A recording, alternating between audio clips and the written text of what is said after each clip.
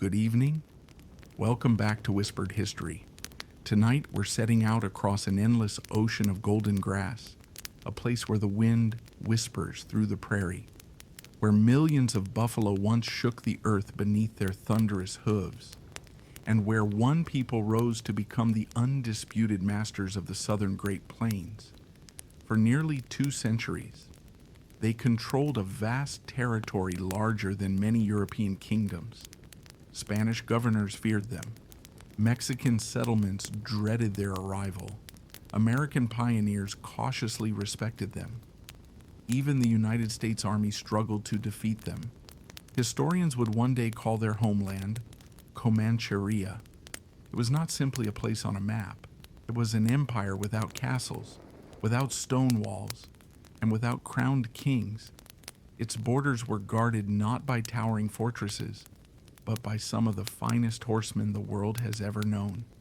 Tonight, we'll follow the remarkable journey of the Comanche, from their humble beginnings in the Rocky Mountain foothills to their rise as the most powerful indigenous nation on the Great Plains, through centuries of buffalo hunts, long-distance trade, epic battles, legendary leaders, and ultimately, the changing world that challenged everything they had built.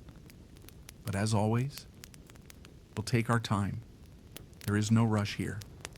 Allow the gentle rhythm of history to carry you peacefully through the centuries. So, before we begin our journey, if you enjoy peaceful history documentaries that help you relax and fall asleep, please take a moment to like this video, leave a comment telling me where you're listening from, and subscribe to Whispered History if you haven't already. Every like helps more people discover these relaxing historical journeys. Every comment helps this wonderful community continue to grow. And by subscribing, you'll never miss another evening exploring the fascinating civilizations, forgotten kingdoms, mysterious places, and remarkable people that shaped our world. Now, dim the lights. Settle comfortably beneath your blanket.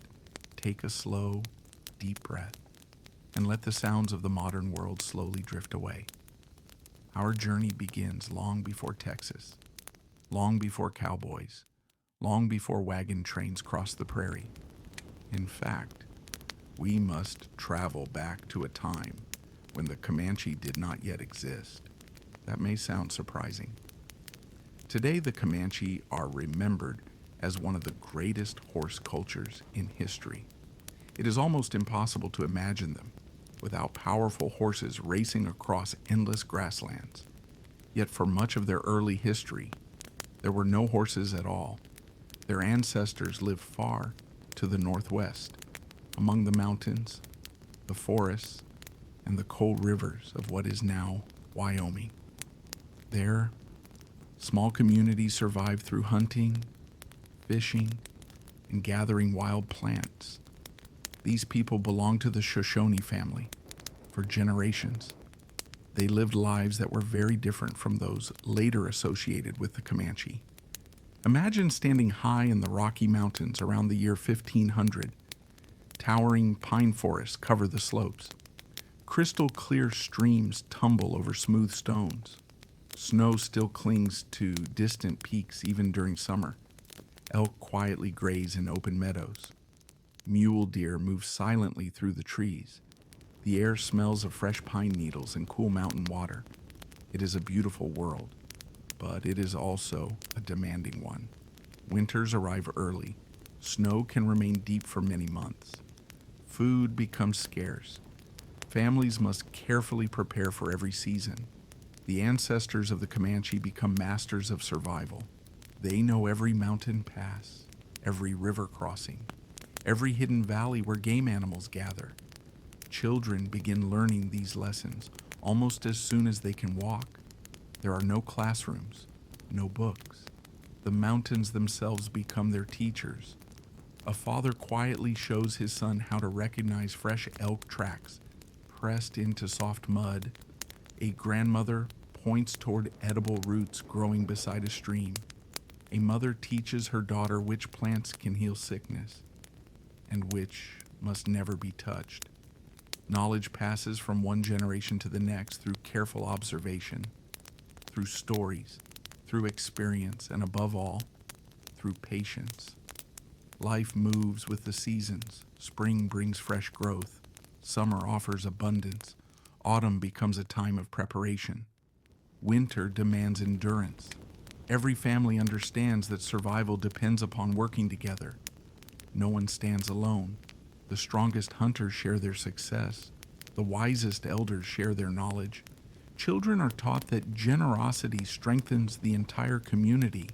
These values, respect, cooperation, courage, would remain at the heart of Comanche culture for centuries to come. As evening settles over the mountains, families gather around glowing fires. The day's work is finished. The stars begin appearing one by one above the dark silhouettes of towering peaks. An elder begins telling an old story. Perhaps it speaks of the first people, perhaps of clever animals, perhaps of bravery shown long ago. The children listen carefully, not because they are required to, but because these stories are precious. They carry memory, identity, and wisdom. No one around that quiet campfire could possibly imagine the extraordinary future awaiting their descendants. Beyond the distant southern horizon, a transformation was already beginning. Across an immense ocean, Spanish explorers were preparing to sail toward a continent they had never seen. They carried with them unfamiliar animals, powerful new technologies, and changes that would ripple across North America in ways no one could yet imagine. One of those animals would alter the destiny of the Comanche forever: the horse. Not immediately, not within a single generation, but slowly. The horse would spread across the continent, changing hunting, changing travel, changing warfare, and changing the balance of power on the Great Plains. Few peoples would embrace that transformation as completely as the Comanche. Within only a few generations, the mountain people would become the finest riders on earth. Their lives would become inseparable from the horse. Children would learn to ride almost before they could walk. Warriors would guide their mounts with astonishing precision. Entire communities would move with breathtaking speed across the endless prairie. European visitors would later watch them in amazement. Some even claimed that horse and rider seemed to become a single living creature, but all of that still lies ahead. For now, the mountains remain peaceful. The campfire burns low. The wind whispers gently through the pines. And somewhere beyond the southern horizon, history is quietly preparing one of the greatest transformations the Great Plains would ever witness. Our story is only just beginning. The world was changing, though the ancestors of the Comanche could not yet see it. Far beyond the towering Rocky Mountains, beyond the endless forests, beyond the great rivers flowing toward distant oceans, a quiet transformation had already begun. Across the Atlantic, Spanish explorers had carried horses into the Americas. Some remained within colonial settlements. Others escaped into the wild. Over the decades, small herds multiplied beneath the warm sun of the Southwest. What began as a handful of animals would soon reshape an entire continent. But before the horse reached the Comanche, life continued much as it always had. Imagine another crisp mountain morning around the year 1580. A thin layer of frost still clings to the grass. The morning mist rises gently from a narrow river winding through the valley. Smoke curls upward from several lodges nestled among tall pine trees. The scent of burning cedar fills the cool air.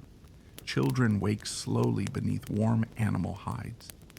Outside, hunters quietly prepare for another day's journey. No one speaks loudly. The mountains reward those who move with patience. The ancestors of the Comanche depended upon the land for everything. They hunted elk, mule deer, mountain sheep, and smaller game. Women gathered berries, roots, nuts, and medicinal plants known only through generations of careful observation. Nothing was wasted. Every successful hunt provided more than meat. Animal hides became clothing, bones became tools, sinew became thread. Even antlers found new purpose. Nature offered abundance, but only to those who respected it. Imagine a young boy walking beside his grandfather along a narrow forest trail. The elder suddenly kneels beside a patch of soft earth. Without speaking, he points towards several fresh tracks. The boy studies them carefully. They belong to an elk. The grandfather smiles. He gently explains how the deeper prints reveal the animal was moving slowly. The broken twigs nearby show the direction it traveled. Every lesson comes from observation. The mountains themselves become a classroom. The same is true for young girls. Imagine a mother leading her daughter through a sunny meadow filled with wildflowers. She carefully identifies each useful plant. One eases fever. Another helps heal wounds. A third provides food during difficult winters. Knowledge like this cannot be learned in a single afternoon. It requires years of patience. Mistakes can be dangerous. Wisdom becomes one of the community's greatest treasures. As the seasons passed, the people occasionally traveled beyond their familiar valleys. Trade connected neighboring communities across surprising distances. Colorful shells, stone tools, decorated hides, pipes, medicinal herbs, and beautifully crafted objects passed from one people to another. Trade carried more than goods. It carried stories, news, ideas. Imagine a small gathering where visitors arrive from a distant valley. After exchanging gifts, everyone gathers around the evening fire. Travelers describe lands far beyond the mountains, great open grasslands, wide rivers, immense herds of strange animals. Most listeners have never seen such places, yet they listen with quiet fascination. The world is much larger than any one person can explore. Among the Shoshone ancestors of the Comanche, community remained everything. Families relied upon one another. Grandparents cared for children. Young hunters learned from experienced elders. Disagreements were usually settled through discussion rather than force. Respect held communities together. Leadership also worked differently than many modern governments. There were no permanent kings, no royal palaces. Instead, leaders earned respect through wisdom, generosity, and good judgment. If someone repeatedly made poor decisions, people simply stopped following them. Authority had to be earned every day. Imagine a respected elder addressing the community before a seasonal journey. He does not shout. He does not issue commands. Instead, he quietly explains why one valley promises better hunting than another. Others listen carefully. Questions are welcomed. Different opinions are considered. Only after thoughtful discussion does the group decide together. Leadership depends upon trust, not power.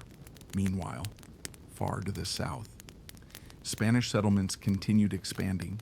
Horses escaped from ranches. Some were stolen during conflicts, others simply wandered away. Wild mustangs began spreading across the deserts and plains. Neighboring indigenous nations quickly recognized their extraordinary value.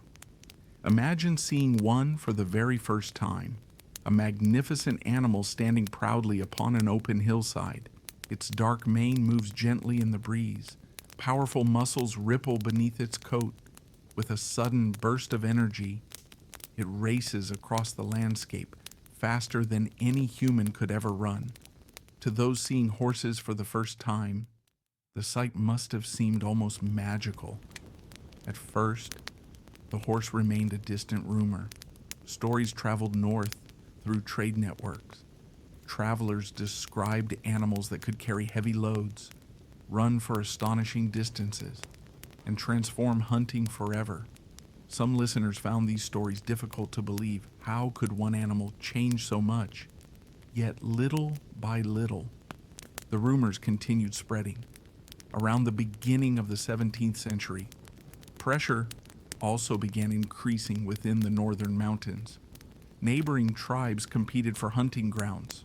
Population slowly grew. Resources became more difficult to share. Some families looked southward, toward the vast open plains they had only heard about in stories. Imagine standing upon a mountain ridge at sunset. Behind you, the forests stretch endlessly toward snow-covered peaks. Ahead, the land begins opening into rolling hills that continue beyond the horizon. A cool breeze carries unfamiliar scents. The distant cries of prairie birds replace the songs of mountain forests. The future lies in that direction. Small groups gradually begin moving south, not as one great migration, but family by family, season by season. Each journey opens new possibilities. The plains feel different from the mountains. The sky appears much larger. The wind rarely stops blowing. Grass stretches farther than the eye can see. Buffalo graze in astonishing numbers. Unlike the forest, nothing blocks the horizon. For people accustomed to narrow valleys, the openness feels both exciting and unfamiliar. The newcomers quickly adapt. They learn new hunting methods. They study buffalo movements. They become increasingly comfortable upon the grasslands. Still, one challenge remains: travel. Crossing the enormous plains on foot requires tremendous effort. Following migrating buffalo becomes difficult.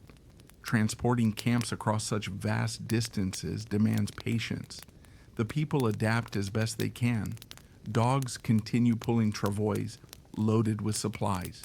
Families travel carefully, slowly, efficiently, yet unknown to them. The solution is already galloping northward. Each year, more horses spread across the Southwest. More indigenous nations acquire them through trade. Some become skilled riders, others breed growing herds. The transformation gathers momentum like a river after spring snowmelt. It cannot be stopped. Soon, the ancestors of the Comanche will encounter these remarkable animals for themselves.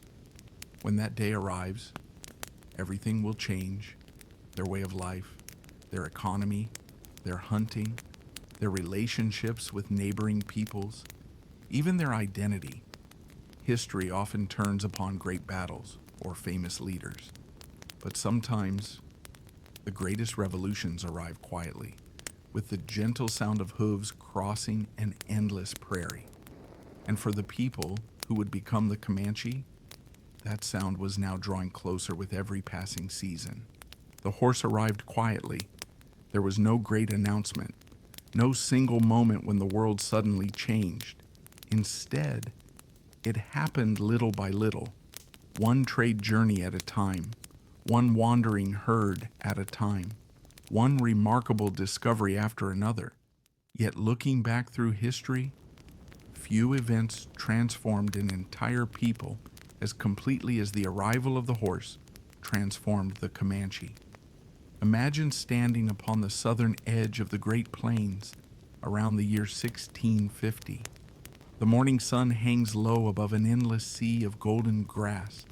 A gentle breeze ripples across the prairie like waves upon an ocean.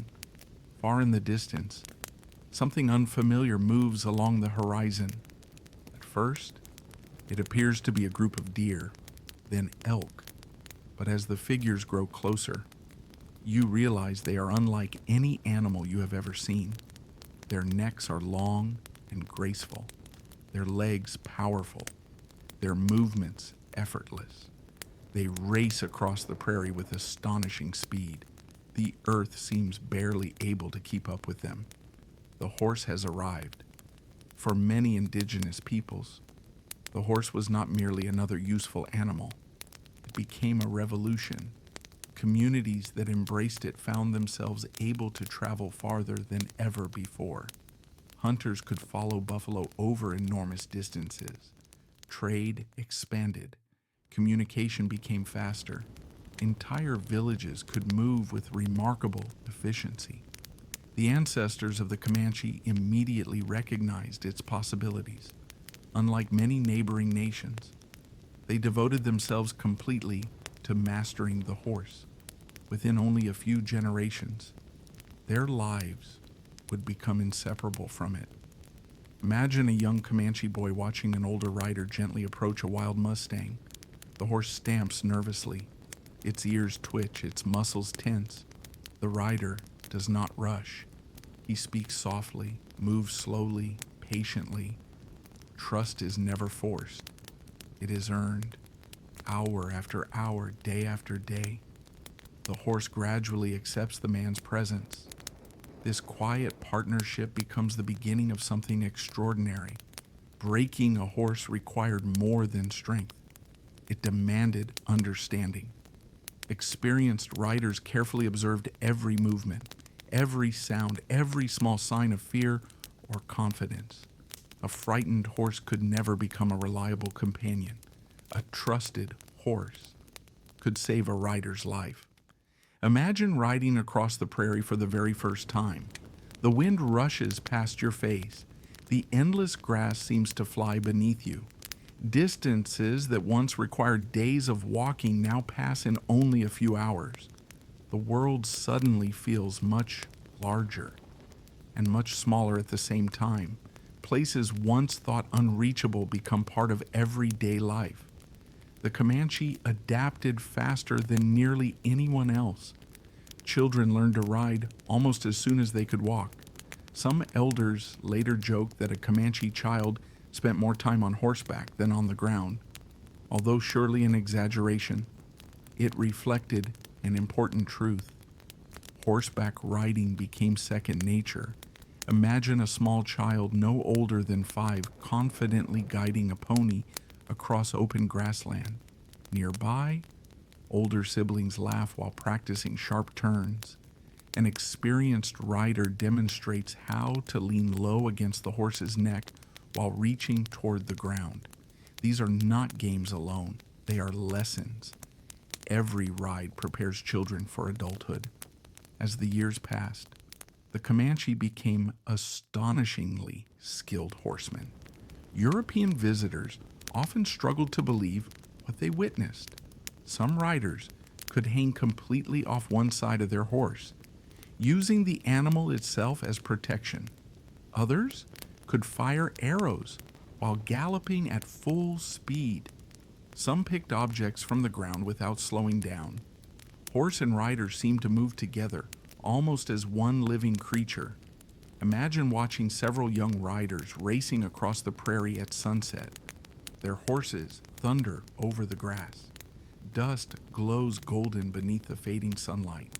One rider suddenly stands upright upon his saddle before sitting down again, with effortless balance. Another guides his horse using only gentle pressure from his knees. No reins seem necessary. The partnership between human and animal appears almost magical, but such remarkable skill came only through years of practice. The horse transformed hunting even more dramatically. Before horses, buffalo hunting demanded careful planning. Hunters often relied upon cliffs or natural traps. The work required patience, coordination, and tremendous physical effort. Now, everything changed. Imagine standing atop a grassy ridge overlooking thousands of buffalo spread across the prairie. The ground trembles beneath countless hooves. The air fills with dust. A group of mounted Comanche hunters quietly positions itself downwind. No shouting, no unnecessary movement. The signal comes. Suddenly, the riders surge forward. Their horses accelerate with breathtaking speed. The distance between hunter and buffalo disappears in moments. Arrows fly with astonishing accuracy. Horse and rider weave gracefully among the moving herd. The hunt becomes a carefully choreographed dance. Not chaos, not recklessness, but remarkable precision. The buffalo continued providing nearly everything the Comanche needed. Fresh meat nourished families, hides became clothing, blankets, and the coverings for teepees. Bones became tools, horns became spoons, sinew became thread. Nothing was wasted. The horse simply allowed these resources to be gathered more efficiently. Soon, horse ownership itself became a measure of prosperity. Large herds represented wealth, but among the Comanche, wealth also carried responsibility. Generous families often shared horses with relatives in need. Successful leaders gained respect through giving, not simply owning. Imagine a respected elder presenting a fine young horse to a newly married couple. The gift means far more than transportation. It represents trust, friendship, hope, and the promise of a prosperous future. The horse also reshaped trade. The Comanche now traveled enormous distances. They exchanged horses, buffalo robes, weapons, tools, and food with neighboring nations. Trade routes expanded across the southern plains. Communities once separated by hundreds of miles became regular trading partners. News traveled faster than ever before. Ideas spread alongside valuable goods. The Comanche themselves became highly respected horse breeders. Their herds grew rapidly. Careful selection produced animals known for speed, strength, and endurance. Visitors frequently admired the quality of Comanche horses. Some later wrote that no people cared more deeply for their animals. Imagine a peaceful evening camp. The day's hunting has ended. Families gather beside glowing fires. Nearby, hundreds of horses graze quietly beneath an enormous sky filled with stars. Children gently brush their favorite ponies. Older riders inspect hooves and saddles. Soft knickers drift through the cool night air. The horses are not simply property. They are companions, partners, essential members of the community. As horse culture spread, something else quietly changed. The Comanche began moving farther south onto the open plains. The mountains of their ancestors slowly faded behind them. The grasslands became home. There, buffalo were plentiful. Travel became easier. Opportunities seemed endless. The southern plains welcomed a new people, one unlike any the region had seen before, unknown to the Comanche. Other nations were beginning to notice their rapid rise. Spanish governors in New Mexico, Apache communities across the Southwest, French traders along the Mississippi. All would soon hear stories about remarkable horsemen who seemed to appear from nowhere, horsemen who could cross astonishing distances in only days, horsemen whose influence spread farther every year. The age of the Comanche was beginning, and before another century had passed, the people who had once lived quietly among mountain valleys would rule an empire stretching across the heart of North America, an empire carried not by stone roads, but by the sound of thousands of galloping horses beneath the endless sky. By the early 18th century, the Comanche were no longer simply another nation upon the Great Plains. They had become something far greater. Their influence stretched across an immense landscape. Their horse herds multiplied every year. Their hunters followed the buffalo across endless grasslands.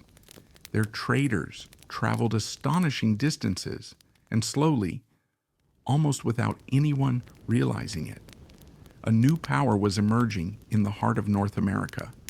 Historians would later give this vast homeland a name, Comanchería. Imagine standing upon a high ridge around the year 1725. The morning sun rises over a sea of golden prairie stretching to every horizon. There are no fences, no roads, no cities, only rolling grasslands interrupted by winding rivers and distant mesas. Somewhere to the north, buffalo herds darken the earth like moving clouds. To the south, dust rises behind mounted riders crossing the open plains. This enormous country, covering parts of modern-day Texas, Oklahoma, Kansas, Colorado, New Mexico, and even northern Mexico, would become the homeland of the Comanche. Unlike the great empires of Europe, Comancheria had no capital city. There were no stone palaces, no royal throne, no towering castles surrounded by walls. Instead, its strength rested upon movement, upon horses, upon families who understood every river, every hill, every hidden spring across the southern plains. Imagine trying to invade such a land. An enemy army marches across the prairie. Its wagons move slowly. Its horses require water. Its soldiers know little about the landscape. Meanwhile, Comanche scouts have already been watching for days. They know exactly where the army is, where it is heading, and where it will camp that evening. The prairie itself becomes their greatest ally. Knowledge of the land proves more valuable than any fortress. As Comancheria expanded, the Comanche gradually pushed farther south. This movement brought them into contact with other indigenous nations. Some relationships became peaceful trading partnerships. Others became fierce rivalries. Among their earliest and most important rivals were the Apache. For generations, many Apache communities had lived across portions of the southern plains. They hunted buffalo, traded with neighboring peoples, and knew the region well. But the arrival of the horse transformed the balance of power. The Comanche embraced mounted life with extraordinary speed. Their mobility became unmatched. Gradually, they expanded into territories once dominated by Apache groups. Imagine two groups meeting upon the open prairie. Both are skilled hunters. Both know the land. Both seek access to buffalo herds and valuable water sources. Sometimes, the meeting ends peacefully, trade begins, news is exchanged, pipes are shared. At other times, competition leads to conflict. Neither side fights from hatred alone. The plains can support only so many people. Control of hunting grounds means survival. History often remembers battles, yet much of Comanche life centered upon trade rather than war. Their growing horse herds made them one of the wealthiest peoples on the Great Plains. Visitors frequently admired the quality of Comanche horses. Strong, fast, remarkably well cared for. Horse breeding became an art passed carefully from one generation to another. Imagine a broad summer valley filled with hundreds of grazing horses. Young foals remain close beside their mothers. Experienced riders quietly inspect the herd. They notice every detail, which animals are strongest, which recover quickly after long journeys, which possess calm temperaments. Only the finest horses are selected for future breeding. The result is a herd unlike any other. As the years passed, Comanche traders traveled extraordinary distances. They exchanged horses with French merchants, buffalo robes with Pueblo communities, tools with neighboring tribes. Spanish goods occasionally found their way into Comanche camps. Trade routes stretched across thousands of miles. Imagine arriving at one of these trading gatherings. The prairie feels unusually busy. Families from many different nations have come together. Rows of horses stand patiently beside colorful teepees. French traders display metal knives. Spanish cloth hangs beside carefully prepared buffalo robes. Copper kettles catch the sunlight. Children stare curiously at unfamiliar visitors speaking different languages. The air fills with conversation, laughter, negotiation, stories from distant lands. Trade is more than buying and selling. It becomes an exchange of cultures. The Comanche quickly gain another reputation, not only as skilled riders, but as exceptional merchants. They understand value, they bargain patiently, they know exactly when to trade and when to wait.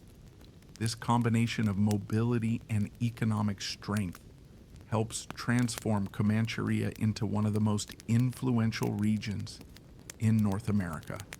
Even powerful colonial governments begin paying close attention.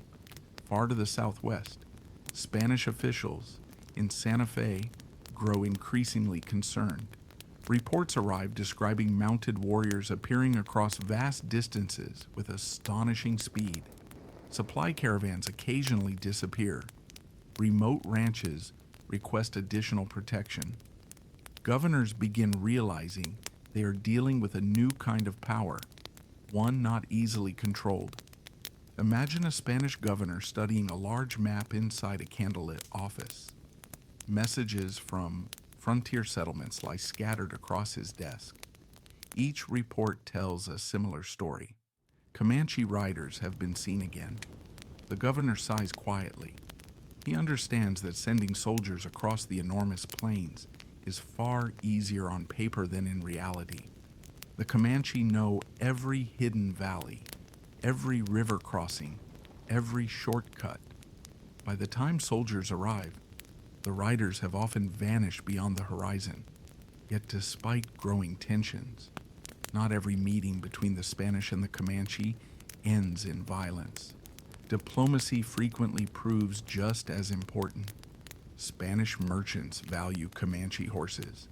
The Comanche appreciate metal tools, firearms, and other manufactured goods. Peaceful trade often benefits both sides. Imagine a frontier trading post beneath the hot summer sun. Spanish traders unload heavy wagons. Comanche families arrive on horseback, carefully examining blankets, iron axes, cooking pots. The negotiations are calm, respectful. Experienced interpreters help bridge language differences. Although both cultures remain very different, mutual advantage encourages cooperation. Meanwhile, daily life within Comancheria flourishes. Children spend nearly every waking hour outdoors. Young boys eagerly practice riding. Girls learn remarkable skills preparing hides, gathering food, and caring for horses. Grandparents continue preserving stories stretching back countless generations. Imagine an evening beside a peaceful Comanche camp. The buffalo hunt has been successful. Fresh meat slowly cooks above glowing fires. The smell fills the cool night air. Nearby, children laugh while chasing one another between the teepees. Older riders quietly sing as they brush their horses. Above, the Milky Way stretches brilliantly across the dark prairie sky. An elder begins telling another story, not about kings or castles, but about courage, generosity, respect, and the responsibility every person carries toward the community. These teachings shape every generation. By the middle of the 18th century, travelers across the southern plains increasingly understood one simple truth. This land belonged to the Comanche, not because maps declared it so, not because treaties recognized it, but because the Comanche possessed something far more powerful: knowledge, mobility, confidence, and an extraordinary ability to adapt. The empire without walls continued growing. Its influence spread farther every season. Soon, its riders would encounter new neighbors arriving from distant colonies: French traders, Spanish soldiers, American frontiersmen, Mexican settlers. Each would experience Comancheria in different ways, and each would leave behind stories of the remarkable people who ruled the southern plains from horseback. The greatest years of the Comanche Empire were only just beginning. As the Comanche Empire continued to expand, its strength could no longer be measured simply by the number of horses it owned or the miles of prairie it controlled. Its true strength lived within its people, within the families who greeted each sunrise beneath the endless sky, within the children learning ancient traditions, within the elders whose memories reached back through countless generations. To understand the Comanche, we must leave behind the battlefields for a while. We must step quietly into their everyday lives. Imagine waking on a warm summer morning around the year 1750. The first light of dawn spreads across the southern plains. Golden rays illuminate thousands of dew-covered blades of grass. A gentle breeze carries the sweet scent of wild sage. Nearby, a herd of horses grazes peacefully beside a winding creek. The camp is still quiet. Only a few cooking fires have begun to glow. Smoke rises gently into the calm morning air, one by one. Families emerge from their teepees. Some stretch after a restful night.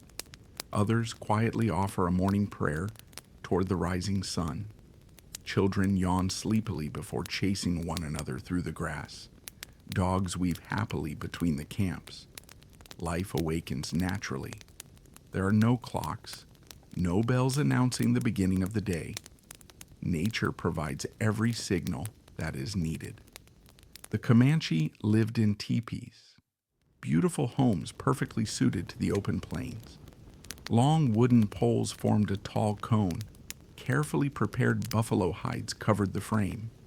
An opening at the top allowed smoke from the fire to escape. During hot summers, the sides could be lifted to welcome cool breezes. During freezing winters, the thick hides trapped precious warmth inside. Imagine stepping quietly into one of these homes. Soft buffalo robes cover the ground. A small fire burns gently in the center. Cooking pots rest nearby. Beautifully decorated bags hang from wooden poles. Morning sunlight filters softly through the smoke opening above. The space feels warm, comfortable, peaceful, though simple in appearance. Every object has its place. Nothing is unnecessary. Women held an essential place within Comanche society. Their knowledge shaped nearly every aspect of daily life. They prepared meals, raised children, built and maintained the family's teepee, processed buffalo hides into soft leather, created clothing, gathered edible plants, prepared medicines from roots and herbs found across the prairie. Imagine watching an experienced Comanche woman preparing a fresh buffalo hide. The hide has been stretched tightly across a wooden frame. With steady hands, she carefully scrapes away every remaining layer using a finely crafted tool. Hours pass. The afternoon sun slowly moves across the sky. Eventually, the hide becomes soft enough to transform into clothing or blankets. The work requires strength, patience, and years of experience. Nearby, several younger girls observe carefully, learning simply by watching. Knowledge passes naturally from one generation to the next. The Comanche believed children should grow through encouragement rather than fear. Young boys and girls enjoyed remarkable freedom. They explored the prairie, learned from experience, asked questions freely. Adults rarely shouted unnecessarily. Instead, parents gently guided children toward wisdom through stories and example. Imagine a group of young boys practicing horseback riding just beyond the camp. Some can barely reach the stirrups, yet they already display remarkable confidence. An older rider laughs kindly as one child loses balance before climbing back into the saddle. Mistakes become lessons, not failures. Nearby, young girls gather wildflowers with their grandmothers. Along the way, they learn which plants provide food, which heal illness, which should never be touched. The prairie itself becomes their classroom. One of the greatest joys of Comanche childhood was growing up alongside horses. Many children form close friendships with specific animals. A young rider often spent hours brushing, feeding, and caring for the same horse. Trust developed naturally. Imagine a little girl quietly resting her forehead against the neck of her favorite pony. The horse stands perfectly still, The morning breeze gently moves its dark mane. Neither speaks, neither needs to. Their friendship says enough. As the day continues, hunters prepare to leave camp. The buffalo remains central to Comanche life. Everything depends upon them. Imagine riding beside a hunting party crossing the endless prairie. The horses move almost silently through the tall grass. No one rushes.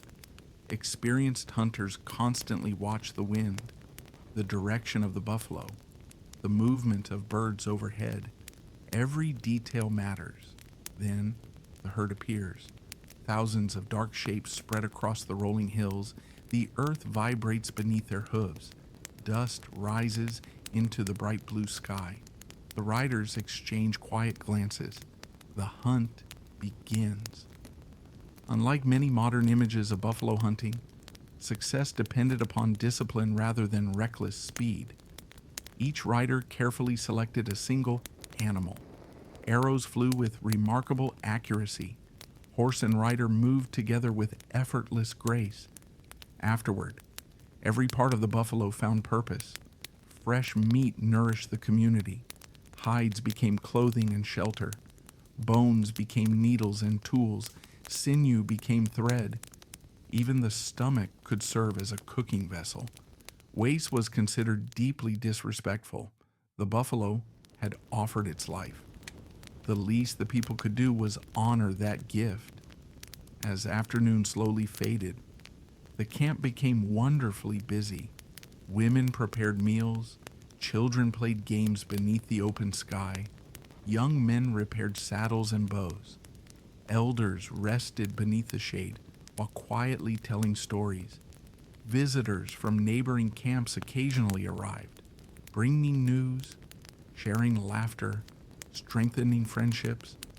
The Comanche valued generosity above wealth. A family blessed with abundant food shared it freely. A rider, owning many horses, often gifted some to relatives beginning new families. Respect belonged not to those who possessed the most, but to those who gave the most. Imagine a respected elder presenting two healthy horses to a young couple. No payment is expected, no bargain discussed. The gift strengthens the entire community. One family's success becomes everyone's success. As evening approaches, the prairie slowly changes. The heat of the day gives way to cool breezes. The western sky glows orange, pink, and deep crimson. Cooking fires brighten. The aroma of roasted buffalo fills the air. Families gather together. Children settle quietly beside grandparents. Somewhere nearby, a flute begins playing a gentle melody. Its music drifts softly across the camp. An elder begins another story. Perhaps it tells of a clever coyote, perhaps of the first buffalo, perhaps of the mysterious stars stretching overhead. The children listen carefully, not because someone commands them, but because these stories hold the memory of their people. They explain who they are, where they came from, and how they should live. As darkness settles completely, the prairie becomes wonderfully still. The horses rest nearby. Coyotes sing in the distance. Above, the Milky Way stretches from one horizon to the other with breathtaking clarity. No city lights disturb the heavens, only endless stars. Moments like these reminded the Comanche that they belonged to something much larger than themselves. The land, the animals, the wind, the sky. Everything formed part of a great circle of life. Yet beyond that peaceful horizon, the world continued changing. Spanish settlements expanded, French traders pushed farther west. New opportunities arrived, but so did new dangers. The Comanche had built one of the most remarkable societies the Great Plains had ever known. Soon, that society would encounter powerful neighbors whose ambitions stretched far beyond the prairie. The next chapter of Comanche history would not be shaped only by buffalo and horses, but by diplomacy, trade, and the first great contests for control of the southern plains. By the middle of the 18th century, the Comanche had become the undisputed masters of the southern Great Plains. Their influence stretched across an immense land of waving grass, broad rivers, and distant mesas. Travelers from every direction spoke about them: Spanish merchants, French traders, Apache scouts. Even distant colonial governors heard stories of the remarkable horsemen who seemed to appear and disappear with the prairie wind. Yet the true foundation of Comanche power was not built upon warfare alone. It rested upon something much older, something far more valuable: the buffalo. Imagine standing upon a grassy hill around the year 1765. The morning sun rises slowly over the prairie. The air is cool and perfectly still. Then you begin to hear it, a deep, steady rumble, almost like distant thunder. The sound grows louder. The ground beneath your feet begins to vibrate. Across the horizon, a dark line slowly comes into view. Not clouds, not smoke, but buffalo. Thousands upon thousands of them, moving together like a great living river. As far as the eye can see, the prairie seems alive. Early European travelers often struggled to describe the enormous herds they witnessed. Some estimated that they stretched for miles. Others claimed an entire day could pass before the last animals disappeared beyond the horizon. Whether those descriptions were exaggerated or not, there is little doubt that the Great Plains once supported one of the largest concentrations of large mammals on Earth. For the Comanche, the buffalo represented life itself. Every successful hunt sustained the community in countless ways. Fresh meat nourished families. Dried meat provided food during winter. Rendered fat became an important source of energy. Hides covered teepees, created warm robes, protected infants from the cold. Bones became tools, needles, awls, knives, even children's toys. Sinew became strong thread. Horns became spoons and drinking cups. Very little was ever wasted. Imagine returning to camp after a successful hunt. The atmosphere is busy, but calm. Women organize fresh meat into different portions. Some is immediately placed over open fires. Other pieces are sliced into thin strips. These are carefully hung upon wooden racks beneath the warm prairie sun. Days later, they will become dried meat capable of lasting for months. Nearby, several women prepare another important food. They pound dried buffalo meat into fine pieces, mix it carefully with rendered fat, sometimes adding dried berries gathered during summer. The result is pemmican, lightweight, nutritious, and capable of surviving long journeys across the plains for generations. It became one of the most valuable foods in North America. Imagine tasting pemmican after several days of travel. Simple, rich, filling. It carries enough energy to sustain riders crossing hundreds of miles of prairie. Without preserved foods like this, the Comanche could never have traveled such vast distances. Buffalo hunting itself had become an extraordinary display of skill. Imagine riding beside a group of experienced Comanche hunters just before sunrise. The horses move almost silently. Each rider checks his bow. Another quietly adjusts a quiver filled with carefully crafted arrows. Nobody speaks unnecessarily. The wind determines everything. Approaching from the wrong direction could scatter the herd before the hunt even begins. The lead hunter raises one hand. The riders spread apart. The signal comes.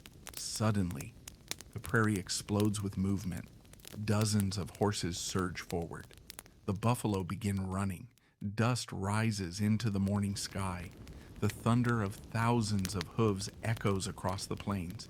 Yet amid all this motion, the hunters remain remarkably calm. Each rider chooses a single animal. They ride close enough for carefully aimed arrows. Years of practice become visible in every movement. Horse and rider work together as though sharing one mind. Within only a short time, The hunt is complete. Enough buffalo have been taken to feed the entire community. No more. The Comanche understood that greed served no one.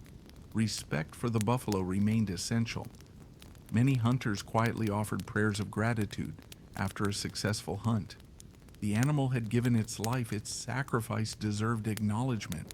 Imagine a young boy watching his father gently place a hand upon the buffalo before beginning the work. The lesson requires no explanation. Respect is demonstrated through action, not words. As buffalo hunting flourished, so too did Comanche trade. Their camps became important centers of exchange throughout the southern plains. Travelers came seeking horses, buffalo robes, leather goods, weapons, food. The Comanche became skilled merchants. Their reputation spread almost as quickly as their horse herds. Imagine arriving at a great trading camp sometime around the year 1770. Hundreds of horses graze peacefully nearby. Dozens of teepees stand in neat circles. People from many different nations gather together. Spanish traders unload colorful cloth. French merchants display polished metal tools. Pueblo artisans bring finely crafted pottery. Comanche families offer horses of exceptional quality. The conversations continue throughout the day. Different languages fill the warm prairie air. Laughter mixes with careful negotiation. Children curiously observe unfamiliar visitors. The gathering feels almost like a great marketplace beneath the open sky. Trade did more than create prosperity. It carried knowledge. Travelers brought stories from distant places, news of changing alliances, reports of severe droughts, rumors of growing colonial settlements. The Comanche learned quickly. They listened carefully. Information often proved just as valuable as material goods. One writer arriving from New Mexico might describe increased Spanish military patrols. Another traveling from Louisiana speaks of French traders carrying new firearms. Every report helps leaders understand the changing world beyond Comancheria. Horse breeding also continued improving. Imagine an experienced Comanche horse breeder walking slowly through a large herd. He studies every animal, which runs fastest, which remains calm during storms, which recovers quickly after long journeys. Strong bloodlines are carefully preserved. Weak animals are rarely chosen for breeding. Generation after generation, the quality of Comanche horses becomes legendary. Spanish officials frequently complained that Comanche riders possessed some of the finest horses anywhere in North America. Their speed became famous, their endurance remarkable, their value enormous. A wealthy Comanche family might own hundreds of horses. Some respected leaders possessed even larger herds. Yet ownership carried responsibility. Healthy animals required constant care, good grazing land, clean water, protection from thieves. Children learned these responsibilities from an early age. Imagine a young girl gently brushing her family's favorite mare beneath the shade of a cottonwood tree. She checks the hooves carefully, refills a nearby water trough, quietly speaks to the horse while working. These small daily acts strengthen trust between human and animal. As evening approaches, the prairie begins cooling beneath the setting sun. The buffalo herds disappear into the distance. Campfires glow warmly once again. Families gather together after another successful day. An elder smiles while watching children chase one another between the teepees. Nearby, the horses graze peacefully beneath the golden light. Everything feels balanced, prosperous, secure. The Comanche Empire has reached extraordinary heights. Few people across North America enjoy greater freedom of movement. Few possess such wealth in horses. Few command such respect throughout the Great Plains. Yet history is never still. Far beyond the eastern horizon, new nations are beginning to grow. Spanish colonies continue expanding. French influence shifts. Soon, another people will arrive upon the plains, settlers speaking English, hunters carrying long rifles. frontiersmen searching for land. The world beyond Comanchería is changing rapidly, and before long, the greatest horse empire in North America will meet powers determined to reshape the frontier forever. By the closing years of the 18th century, the Comanche had become more than skilled hunters, more than remarkable horsemen, more than fearless warriors. They had become the center of one of the most influential trading networks in North America, from the deserts of northern Mexico to the forests of Louisiana, from the mountains of New Mexico to the wide rivers of present-day Oklahoma.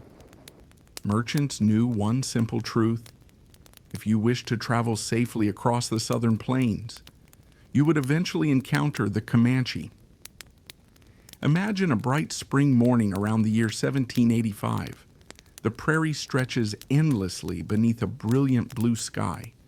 A line of mounted riders appears on the distant horizon. They are not preparing for battle. Instead, they lead pack horses carrying carefully bundled trade goods. Some animals carry folded buffalo robes. Others transport finely crafted bows, beautiful leather bags, dried meat, bundles of cured hides. These riders are traders, and they are traveling hundreds of miles. Trade had always been part of life on the Great Plains, but the Comanche expanded it on an extraordinary scale. Their horses allowed them to move faster than almost anyone else. Their knowledge of the land connected distant communities. Their reputation encouraged merchants to seek them out. Imagine arriving at a large seasonal trading camp. The atmosphere feels lively. Hundreds of horses graze beside nearby streams. Teepees form great circles across the prairie. Visitors have arrived from many directions. Spanish merchants from New Mexico, Wichita traders, Pueblo artisans, French voyageurs, even representatives from distant indigenous nations. Different languages drift through the warm afternoon air, yet somehow, everyone finds a way to communicate. A horse is examined carefully. A buffalo robe unfolds across the grass. Hands gesture, smiles appear, patient negotiations begin. No one rushes. Good trade depends upon trust. The Comanche quickly earned a reputation as skilled negotiators. They understood value remarkably well. A strong horse could be exchanged for several fine rifles. A stack of winter buffalo robes might secure iron tools, bright cloth, or valuable cooking kettles. Nothing happened carelessly. Every exchange reflected careful thought. Imagine an experienced Comanche trader examining a Spanish musket. He lifts it gently, feels its weight, studies the lock mechanism, checks the barrel. Only after satisfying himself that the weapon is reliable does he begin discussing its value. Knowledge protects everyone. The Comanche became famous not only for buying goods, but for redistributing them across enormous distances. Items obtained from Spanish settlements sometimes appeared hundreds of miles away among tribes that had never met a Spanish merchant. French trade goods traveled south. Pueblo pottery traveled east. Comanchería became the crossroads of the southern plains.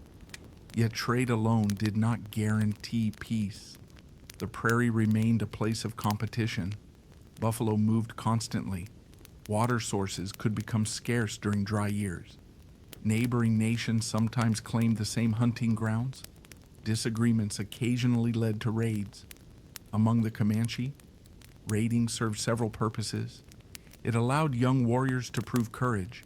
It increased horse herds. Sometimes it settled old rivalries.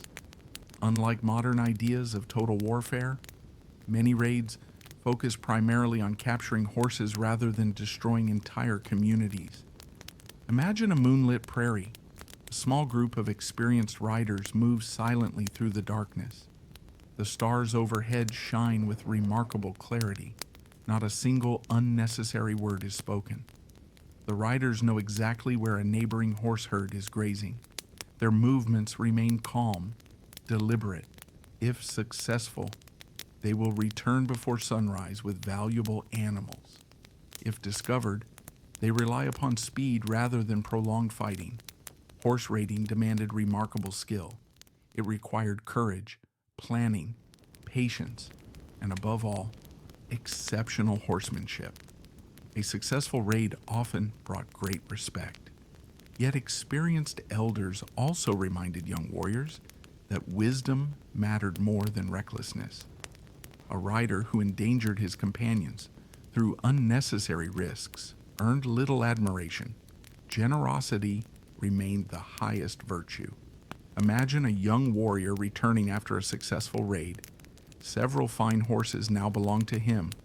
Rather than keeping every animal, he presents one to an older relative, another to a newly married couple beginning their family, perhaps another to a respected elder. His reputation grows, not because he captured many horses, but because he shared them. Across the southern frontier, Spanish settlements watched these developments with growing concern. Small ranches occasionally reported missing horses. Supply caravans requested military escorts. Governors in New Mexico held long meetings discussing the expanding influence of the Comanche. Yet military action rarely offered easy solutions. Imagine a Spanish officer studying a map by candlelight. He traces possible routes across the plains. Almost immediately, problems appear. The distances are enormous. Water is scarce. The Comanche know the country far better than any outsider. Even if soldiers locate a camp, it may already be gone by the following morning. The prairie refuses to be conquered easily. Still, the relationship between Spain and the Comanche was never defined solely by conflict. Periods of violence were often followed by years of diplomacy. Both sides understood that peaceful trade could benefit everyone. Spanish officials desired stability along the frontier. The Comanche valued reliable access to iron tools, firearms, and manufactured goods. Imagine a diplomatic meeting near Santa Fe. Comanche leaders arrive on beautifully decorated horses. Spanish representatives welcome them respectfully. Gifts are exchanged before serious discussions begin. Blankets, fine horses, silver ornaments, beautifully crafted weapons. Food is shared. Conversation continues for hours. Although each side protects its own interests, both recognize that negotiation often succeeds where warfare fails. These shifting relationships became one of the defining features of Comanchería. War, trade, peace, competition, all existed together. The Comanche adapted constantly. Their flexibility became one of their greatest strengths. Meanwhile, children continued growing beneath the vast prairie sky. Imagine a group of young riders racing one another across an open meadow. Their laughter echoes through the warm afternoon air. Nearby, grandmothers prepare dried meat, fathers repair saddles, older brothers practice archery from horseback. Life continues, even while distant political changes slowly reshape North America. Far away, new nations are beginning to emerge.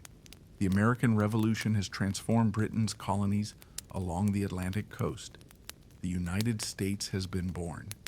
Few Comanche families yet realize how greatly that new nation will eventually influence their future.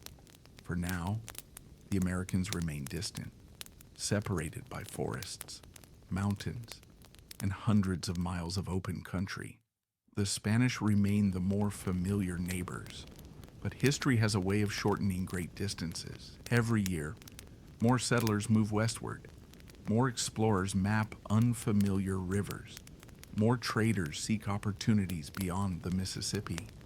The southern plains, once visited only by scattered travelers, will soon become the destination of thousands.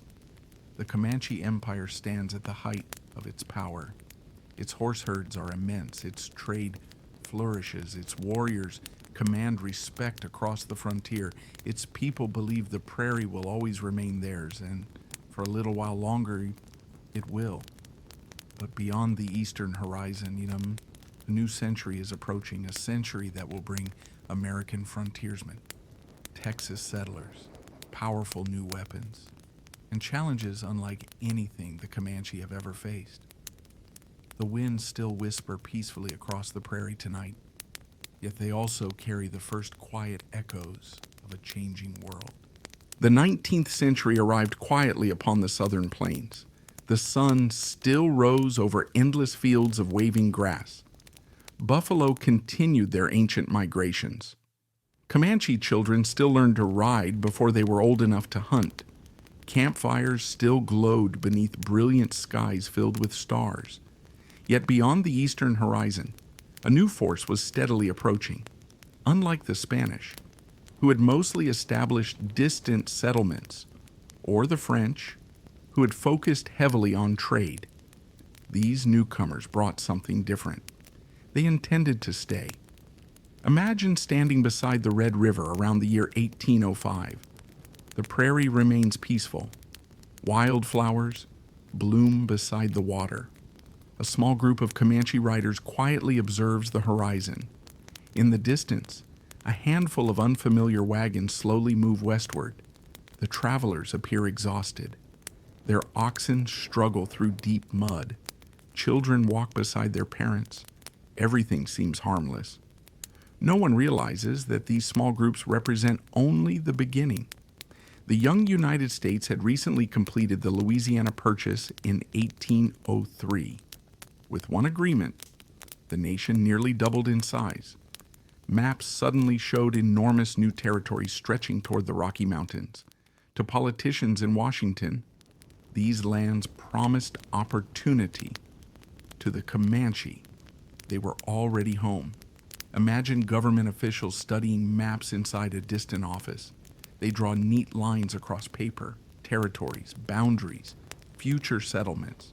Yet those maps fail to show the buffalo trails, the sacred gathering places, or the seasonal camps that had existed for generations. The prairie cannot easily be divided by ink alone. As American influence slowly expanded, explorers began traveling deeper into the southern plains. Among the earliest was Zebulon Pike.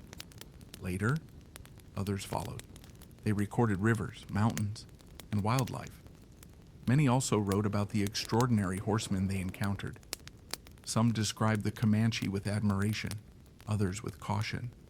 Nearly all agreed upon one point: the Comanche controlled the plains. Imagine an American explorer standing beside his journal late one evening. His small campfire flickers beneath the stars. He carefully writes about riders he had seen earlier that day. They move with astonishing speed. Their horses appear tireless. The prairie belongs to them.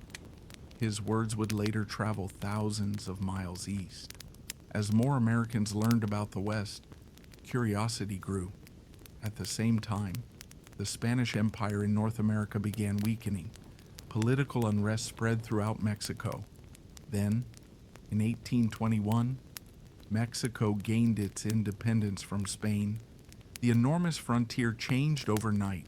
New flags flew above old settlements. New governments inherited old problems. For the Comanche, one thing remained unchanged. The prairie still stretched endlessly before them. Trade continued. Horse herds flourished. Buffalo remained abundant. Yet Mexico now faced a difficult challenge. Its northern frontier was vast, thinly populated, and increasingly difficult to defend. Imagine a small Mexican settlement in northern Coahuila. The church bell rings softly across the dusty plaza. Soldiers patrol the streets. Merchants unload wagons from Santa Fe. Beyond the settlement, the open prairie begins. Few people venture far without experienced guides. Everyone understands who controls those grasslands. Comanche raiding into northern Mexico increased during these years. It is important to understand why. These expeditions were not simply random acts of violence. They form part of a much larger economic system. Horses, livestock, trade goods, captives, all became part of a complex frontier economy that had developed over generations. Imagine a group of experienced Comanche riders preparing before dawn. The horses stand quietly beneath the stars. Every saddle has been carefully checked, every bow inspected. The riders know the route well.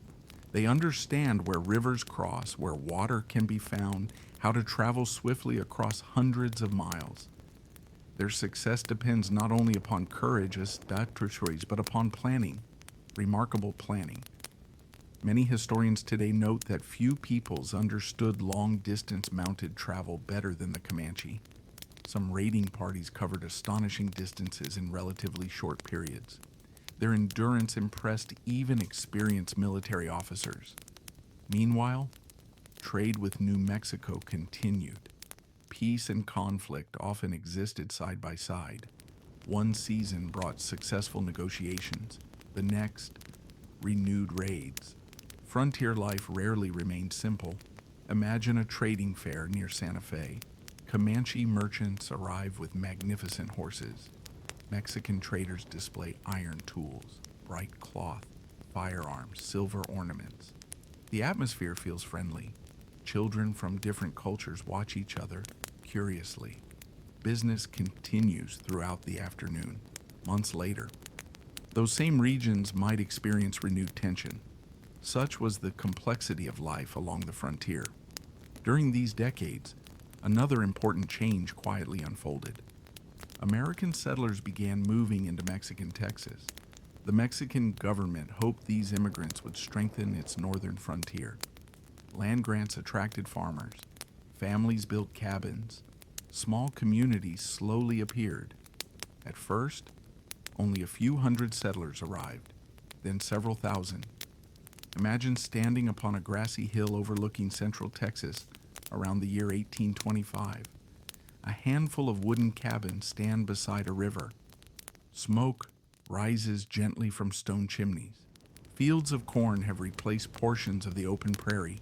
Children chase chickens between rough fences. Everything appears peaceful, yet only a day's ride away, Comanche horse herds continue grazing beneath the same sky. Two very different worlds now share the same landscape. Some meetings between settlers and the Comanche remained peaceful. Trade occurred. Guides were hired. Information was exchanged. Other encounters proved far more uncertain. Each side viewed the land differently. Settlers hoped to establish permanent farms. The Comanche relied upon seasonal movement across vast hunting grounds. Neither fully understood the other's way of life. Imagine a lone frontier cabin at sunset. A Comanche hunting party approaches slowly. The family inside watches nervously through the window.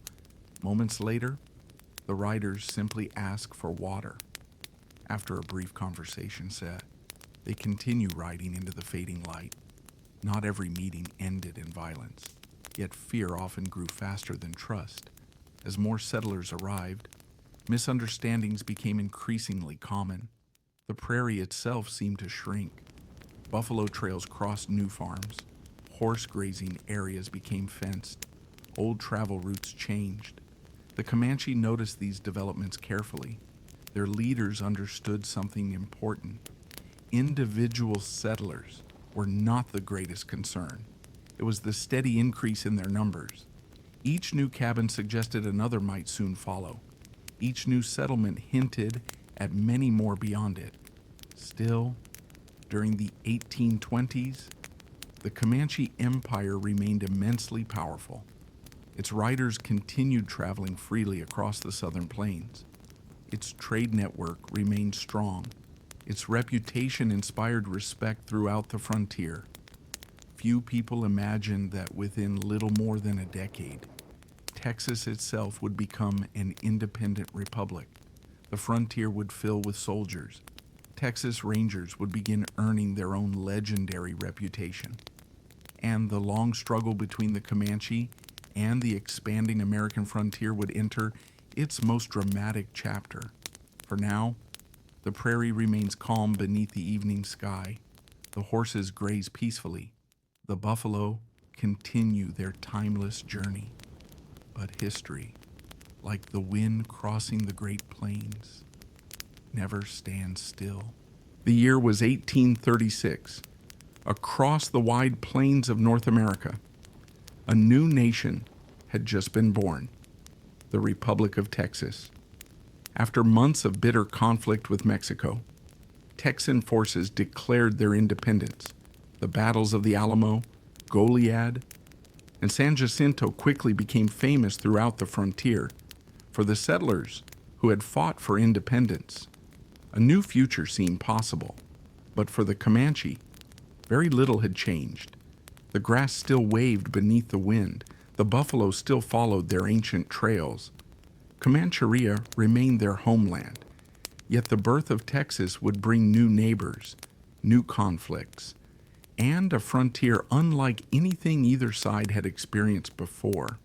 Imagine standing on the rolling prairie during the spring of 1837. A herd of buffalo grazes peacefully beneath the morning sun. To the west, Comanche riders move effortlessly across the grasslands. To the east, fresh wagon tracks cut through the earth. More families are arriving, more cabins are being built. The frontier is growing busier with every passing season. For the Republic of Texas, the situation was difficult. The new nation had won its independence, but it remained fragile. Its population was small, its economy uncertain, its borders poorly defended. Many settlements lay directly beside lands long traveled by the Comanche.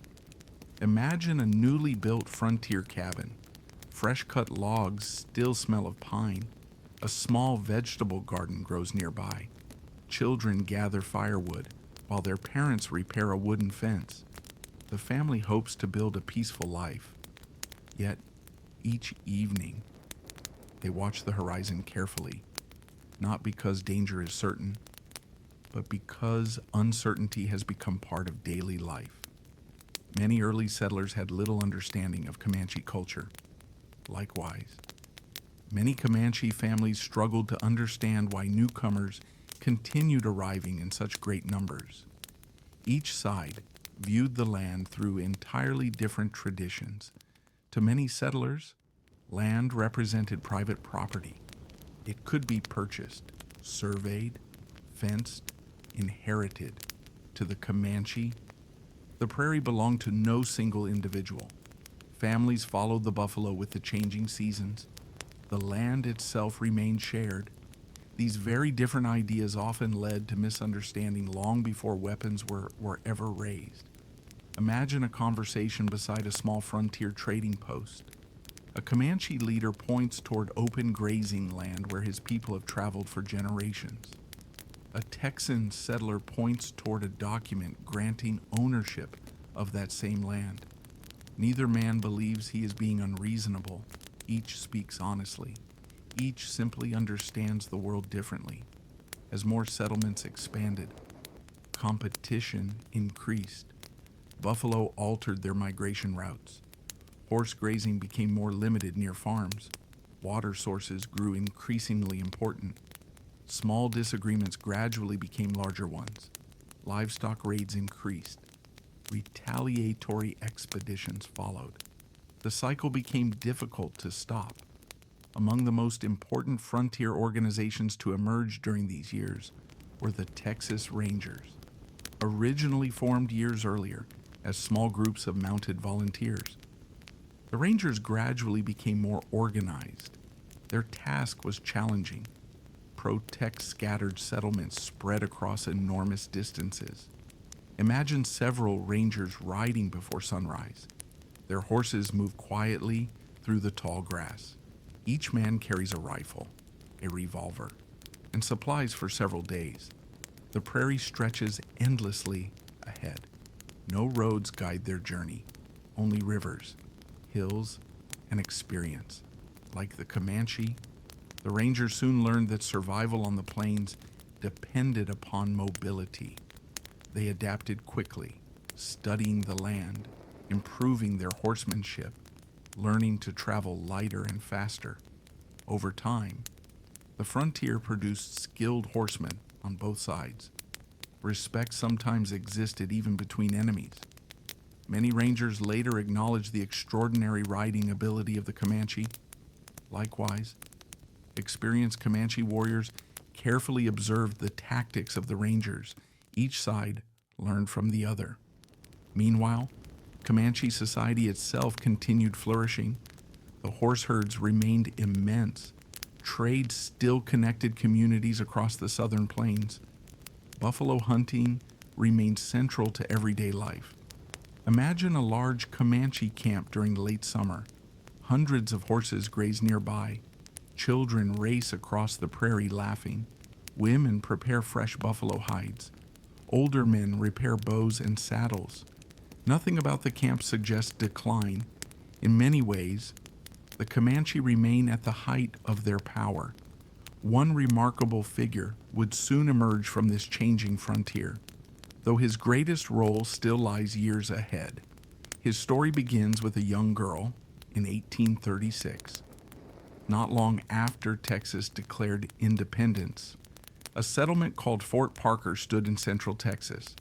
Several families had built sturdy log homes protected by wooden walls. Life remained difficult, but many hoped the fort offered safety. Then, on May 19th, everything changed. A large group of Comanche warriors and their allies approached the settlement. Historical accounts differ on several details of what followed. Negotiations were attempted, confusion spread, violence erupted. When the raid ended, several settlers had been killed. Others were taken captive. Among them was a 9-year-old girl named Cynthia Ann Parker. Imagine the frightened child riding away from the only home she had ever known. The prairie stretches endlessly before her. Everything feels unfamiliar. The language around her is strange. The future impossible to imagine. Yet history would take an unexpected turn. Rather than remaining an outsider, Cynthia Ann gradually became part of Comanche society. She was adopted into a family. She learned the Comanche language. She embraced their customs. In time, she married the respected Comanche leader Pita no Quanah. Together, they had children. One of those children would become one of the most famous leaders in Comanche history, Quanah Parker. Although Quanah's remarkable story belongs to a later chapter, his birth symbolizes the extraordinary complexity of frontier life. History is rarely divided into simple categories of friend and enemy. Cultures met, families blended, children grew up belonging to more than one world. The frontier contained countless stories like these, some joyful, others heartbreaking. As the 1840s approached, the Republic of Texas continued growing. More settlers arrived every year. The Rangers became increasingly experienced. The Comanche remained powerful. Neither side yet possessed the strength to dominate the other completely. The frontier existed in uneasy balance, sometimes peaceful, sometimes violent, always changing. The vast plains still belonged to the buffalo. The rivers continued flowing toward the Gulf of Mexico. The wind carried the songs of prairie birds across the grasslands. Yet beneath that peaceful landscape, history was gathering momentum. Soon, the Republic of Texas would become part of the United States. American soldiers would replace many Texan patrols. New technologies would arrive. New roads would cross Comanchería. And the greatest challenge the Comanche Empire had ever faced would begin approaching from the eastern horizon. The year was 1845. A single political decision would change the future of the southern plains forever. The Republic of Texas, after nearly a decade as an independent nation, officially became part of the United States. For many settlers, it was a moment of celebration. For government leaders in Washington, it represented expansion, opportunity, and a growing nation reaching toward the Pacific Ocean. But for the Comanche, another powerful neighbor had arrived, one far larger than the Republic of Texas had ever been. Imagine standing atop a grassy ridge overlooking central Texas during the autumn of 1845. The prairie still stretches endlessly toward the horizon. Buffalo graze peacefully in the distance. yet scattered across the landscape. New cabins appear, fresh wagon trails cut across old hunting grounds, small military outposts rise beside rivers. Everything changes slowly, almost quietly. But with each passing season, the frontier grows busier. Unlike earlier generations of settlers, the newcomers keep coming, year after year. The annexation of Texas was soon followed by another great conflict. In 1846, war broke out between the United States and Mexico. Known today as the Mexican-American War, it reshaped the map of North America. Imagine columns of American soldiers marching south. Blue uniforms disappear into clouds of dust. Supply wagons creak across rough roads. Cannons rumble behind long lines of horses. The war draws the attention of military commanders far away from the southern plains. For a time, the Comanche frontier becomes less heavily defended. Yet the war also produces an unexpected result. When it ends in 1848, the United States acquires vast new territories stretching all the way to the Pacific Ocean. California, New Mexico, Arizona, Nevada, Utah, and more. Suddenly, millions of Americans begin dreaming of traveling west. The southern plains no longer sit beyond the edge of civilization.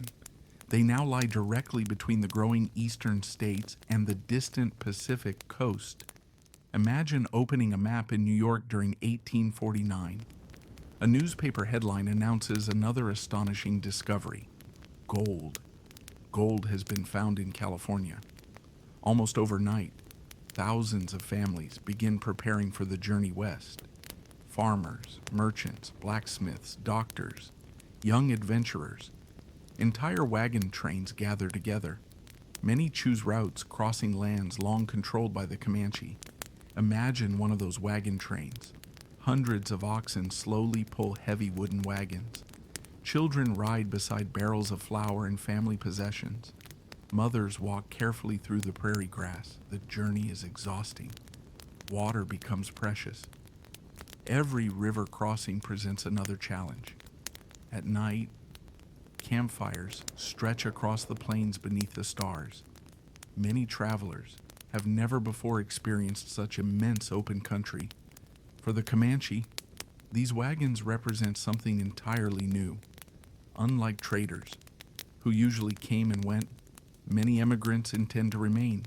They establish farms, build towns, fence grazing land, cut timber along riverbanks. Little by little, the landscape begins changing. Imagine a Comanche hunting party arriving at a familiar valley. Only a few years earlier, buffalo had gathered there each spring. Now, several cabins stand beside the creek. Fields of corn replace portions of native grass. Livestock graze where wild animals once wandered. The hunters exchange quiet glances. The prairie they have always known is slowly disappearing. At the same time, the United States Army begins expanding its presence across Texas. New forts are constructed, not only to protect settlers, but also to guard important travel routes heading west. Imagine Fort Belknap shortly after its construction. Fresh-cut logs still smell of pine. Soldiers patrol beside sturdy wooden walls. Blacksmiths hammer glowing iron into horseshoes. Supply wagons arrive almost daily. The fort appears permanent, unlike temporary trading camp. It has been built to stay. Military officers understand that controlling the frontier requires more than simply winning battles. Roads must remain open, travelers must feel protected, settlements must continue growing. The Comanche understand something equally important. Every new fort encourages more settlers. Every new road brings more wagons. Every new settlement pushes the buffalo farther away. Neither side wishes to surrender its future. Among the officers serving on the frontier during these years are men who would later become famous during the American Civil War. Young lieutenants spend years learning how difficult life upon the plains can be. Many quickly discover that traditional European military tactics accomplish very little against mounted Comanche warriors. Imagine a young cavalry officer studying the prairie through a spyglass. He sees nothing. The land appears empty. Yet somewhere beyond the nearest ridge, Comanche scouts have already observed every movement made by his company since sunrise. The officer slowly lowers the glass. He realizes the frontier belongs to those who understand it best. Meanwhile, the Texas Rangers continue evolving. One important innovation dramatically changes frontier warfare: the Colt revolving pistol, unlike earlier firearms, which often required lengthy reloading. The new revolvers allow several shots before reloading becomes necessary. Experienced Rangers quickly appreciate the advantage. Imagine a Ranger captain demonstrating the new weapon. Mounted riders gallop across the prairie. Instead of stopping to reload after every shot, they continue riding. The revolver represents one of many technological changes, slowly altering the balance of power. Still, the Comanche remain formidable. Their horsemanship continues unmatched, their mobility extraordinary. Their knowledge of the plains remains unrivaled. Even experienced soldiers admit that pursuing Comanche warriors across the open prairie often proves frustrating.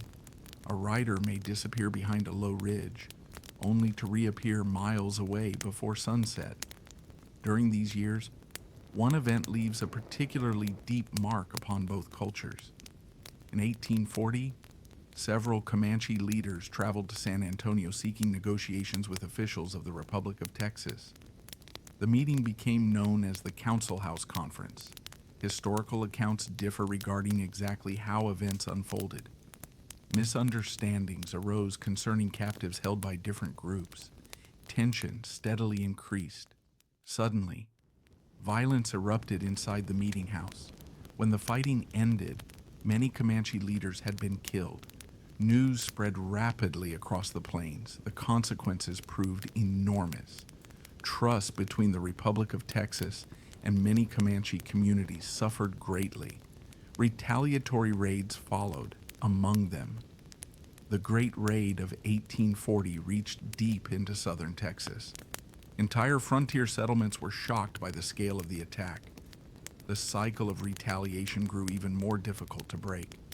Imagine smoke rising above a distant settlement while riders disappear into the open prairie. Fear spreads quickly. Families abandon isolated cabins. Frontier life grows increasingly uncertain. Yet even during these difficult years, moments of peace continue. Trade still occurs. Some settlements maintain friendly relationships with nearby Comanche bands. Individual acts of kindness remain surprisingly common. History is rarely divided neatly between enemies and allies. Real life proves far more complicated. As the 1850s approach, the Comanche Empire still stands strong. Its riders command respect. Its horse herds remain immense. Its buffalo hunts continue. Yet subtle changes are becoming impossible to ignore. The number of immigrants increases every year. Military forts multiply. New weapons appear. The frontier itself feels more crowded than ever before. The greatest challenge facing the Comanche no longer comes from a single army or a single battle. It comes from an endless stream of newcomers. Each wagon seems insignificant. Each settlement appears small, but together they are quietly reshaping the southern plains, and before long, the remarkable empire built upon horses and buffalo will face pressures unlike anything in its history. The winds still carry the songs of the prairie tonight, but they also carry the distant sound of wagon wheels, rolling steadily westward. As the 1850s slowly gave way to the 1860s, the southern plains stood at a crossroads. The Comanche Empire still stretched across vast grasslands. Their riders continued following the buffalo. Their horse herds remained among the finest in North America.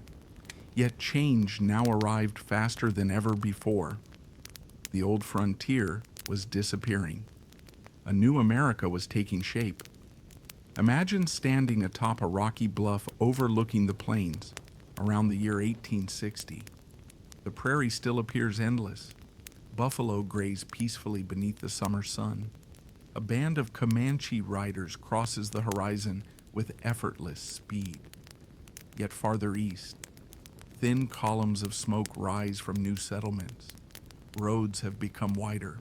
More wagons arrive every month. The land itself is beginning to change. Then, in 1861, the United States entered one of the darkest chapters in its own history, the American Civil War. North fought against South. Brother fought against brother for 4 long years.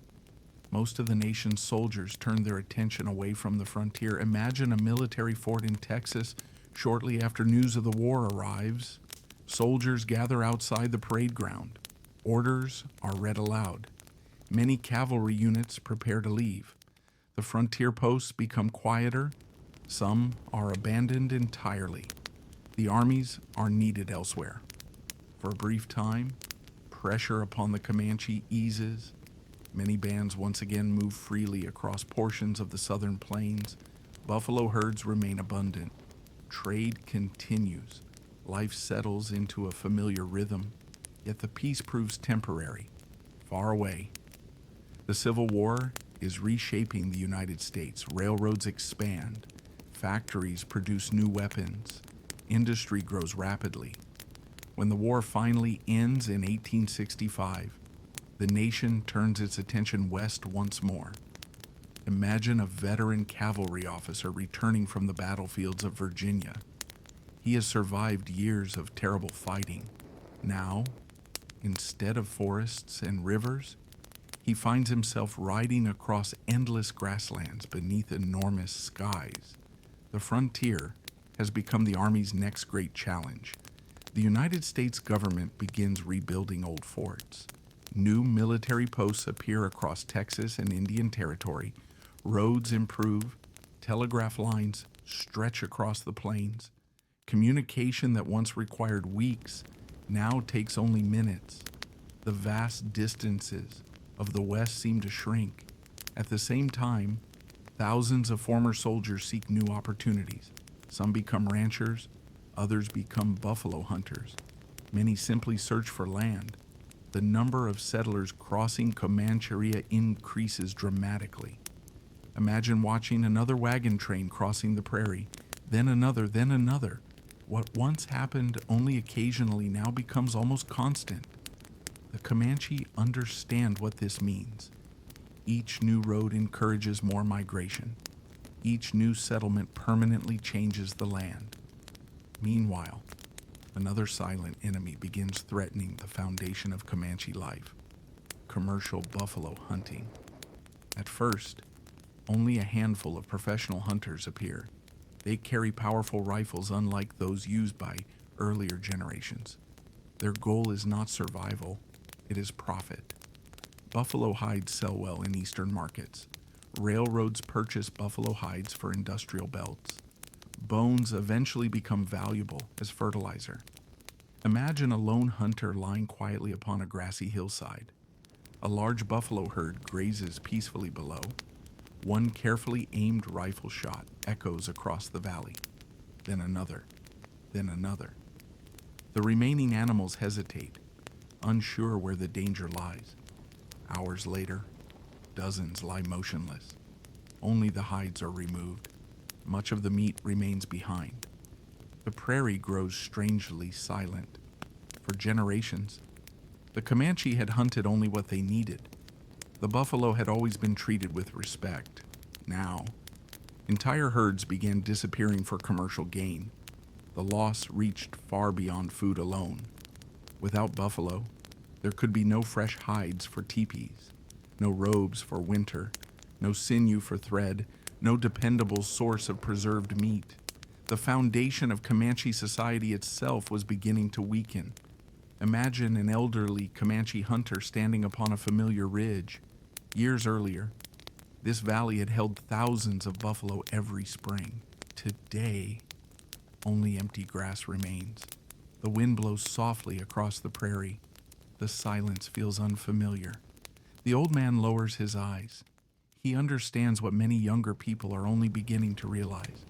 The world is changing forever. During these difficult years, Vanem, one remarkable young leader, gradually gained respect among the Quahati Comanche. His name was Quanah Parker. Born around 1845, Quanah possessed a unique heritage. His father, Pita Nocona, was a respected Comanche chief. His mother, Cynthia Ann Parker, had been captured as a child from a frontier settlement before becoming fully accepted within Comanche society. Quanah therefore grew up understanding more than one world. Imagine the young Quanah riding across the prairie beside his father. The morning sun reflects from endless grasslands. A herd of horses grazes nearby. His father points toward fresh buffalo tracks crossing the earth.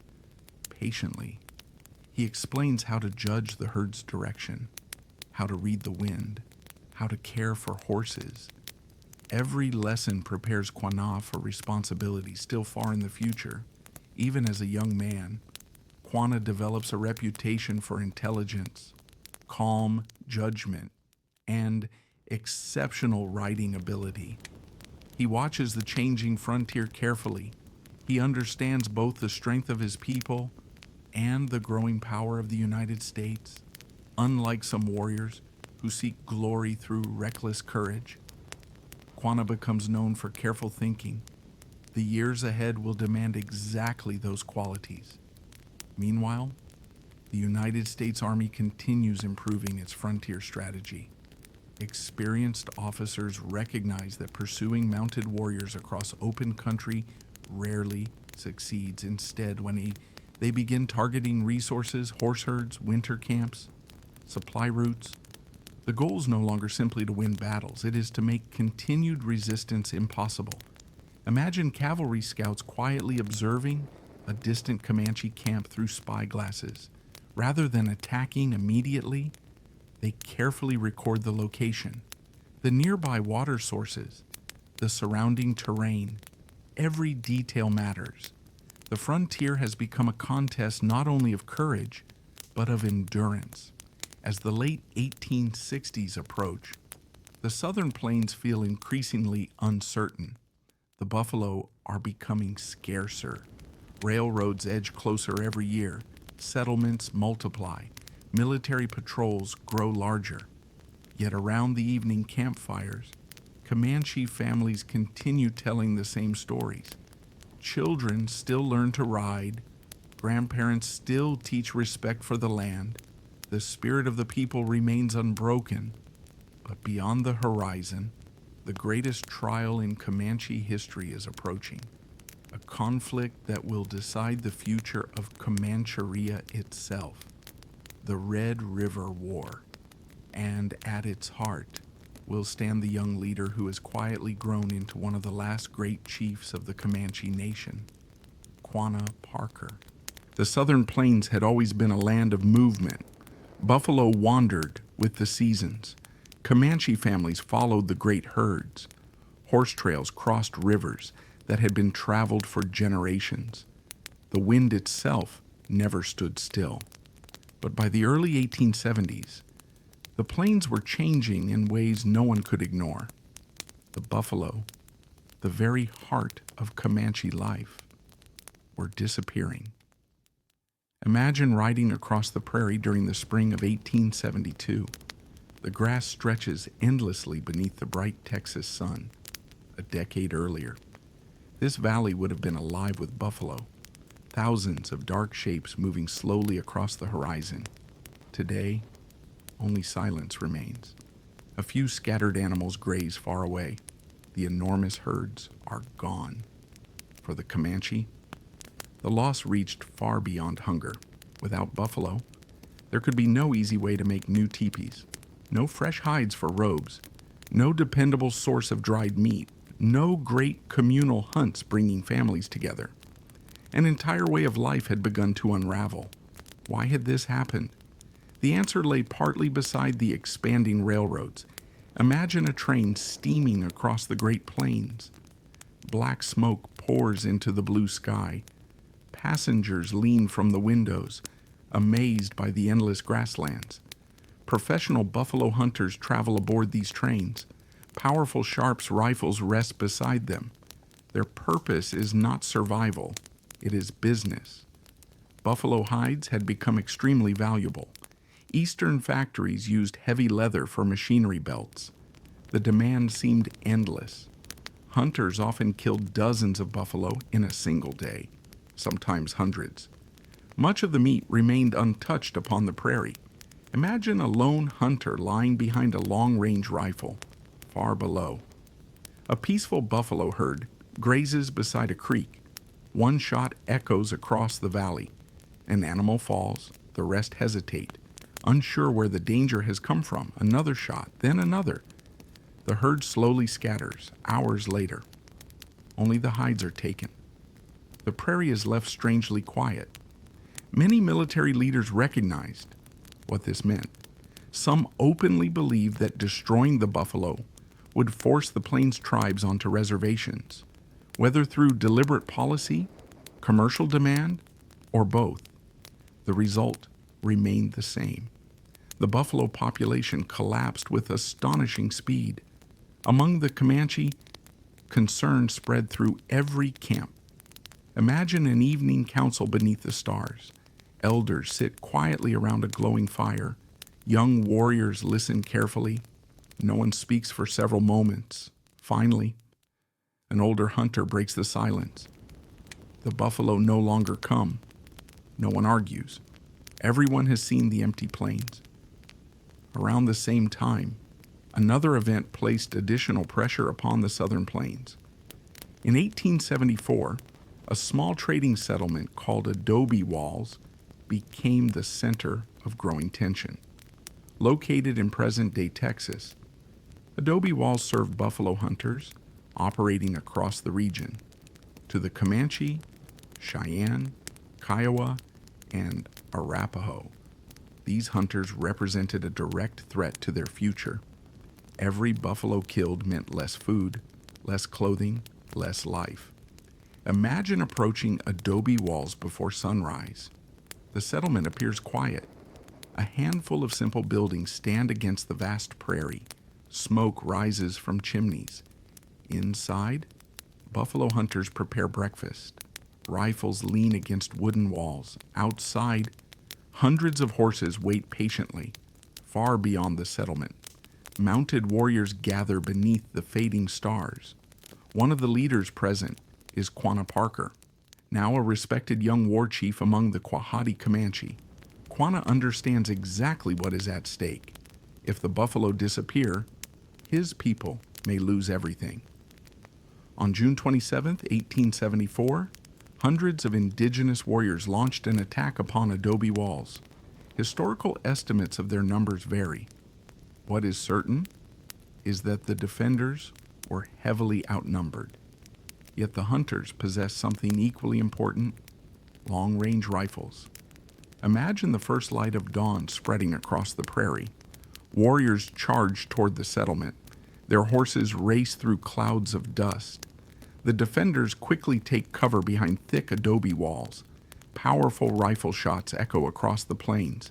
Some strike targets at astonishing distances. Many warriors had never before encountered such accurate long-range weapons. The attack continued for hours. Acts of remarkable bravery occurred on both sides, yet Adobe Walls did not fall. Eventually, the attacking warriors withdrew. The battle itself proved relatively small compared to others in frontier history, but its consequences were enormous. The United States government viewed the attack as further evidence that military action was necessary. The Southern Plains campaign intensified. Soon, the Red River War had truly begun.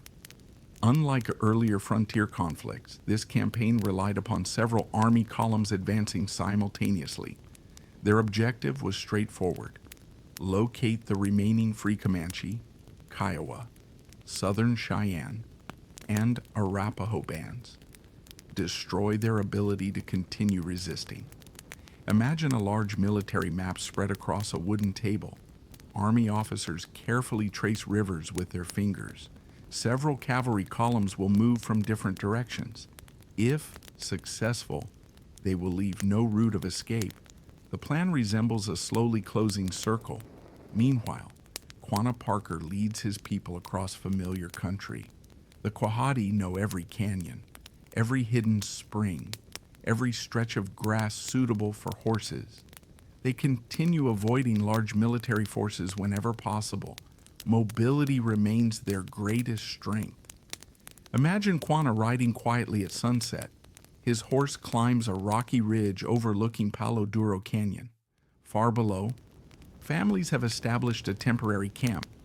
Children laugh beside small cooking fires. Horses graze peacefully among cottonwood trees.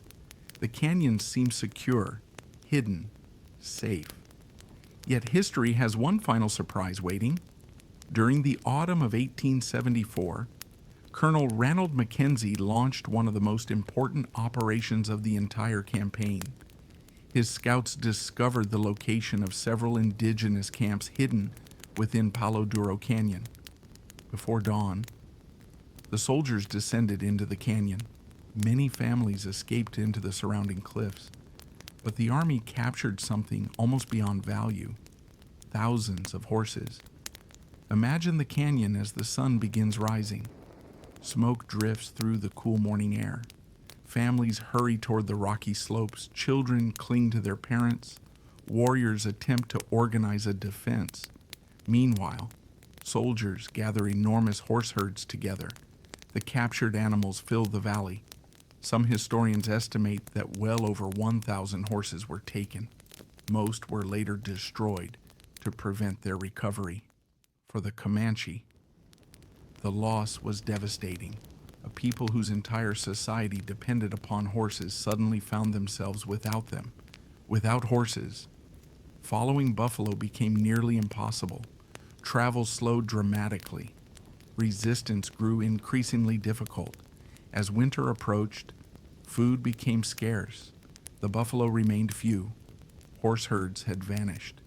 The old life upon the open plains could no longer continue. Quanah Parker understood the painful truth.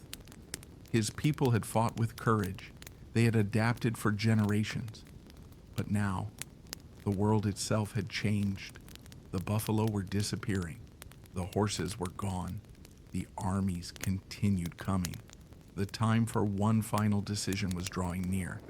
The Comanche Empire, which had ruled the southern plains for nearly 2 centuries, was approaching its final chapter, and its last great leader would soon face the hardest choice of his entire life.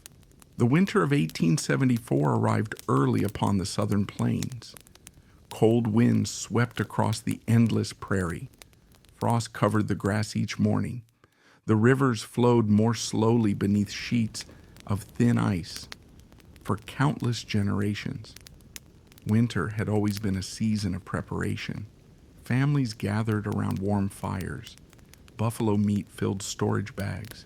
Horse herds grazed nearby beneath careful watch. The cold months could be difficult, but they were rarely feared. This winter was different. Imagine standing upon a lonely ridge overlooking the plains. The landscape is beautiful.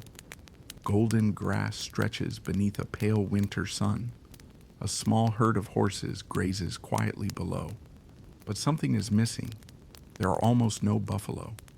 The silence feels unfamiliar. The great migrations that once shook the earth have nearly vanished. The Comanche knew that survival depended upon movement, yet movement required horses. And only a few months earlier, thousands of those horses had been lost in Palo Duro Canyon. Without them, the old way of life became almost impossible. Families struggled to follow the remaining buffalo. Travel between camps slowed dramatically. Supplies became increasingly scarce. Imagine a mother quietly dividing the last pieces of dried buffalo meat among her children. She smiles warmly so they will not worry.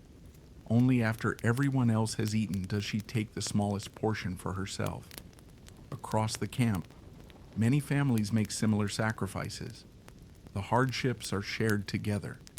Even during these difficult months, Quanah Parker refused to abandon his people. He continued leading the Quahati Comanche across the plains, searching constantly for food, avoiding military patrols whenever possible, trying to preserve hope.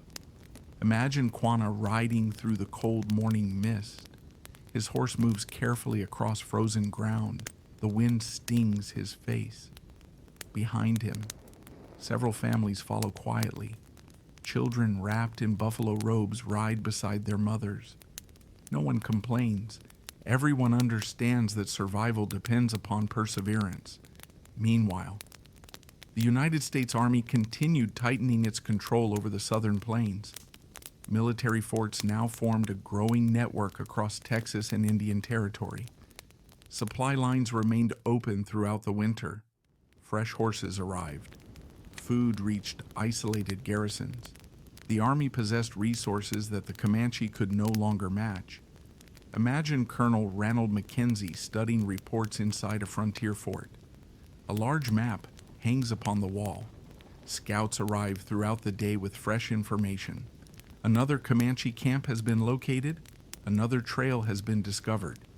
Every report helps narrow the remaining spaces where free bands can still move. The campaign no longer depends upon one decisive battle. Instead, it becomes a contest of endurance. The Army can replace lost horses. The Comanche cannot. The Army receives regular supplies.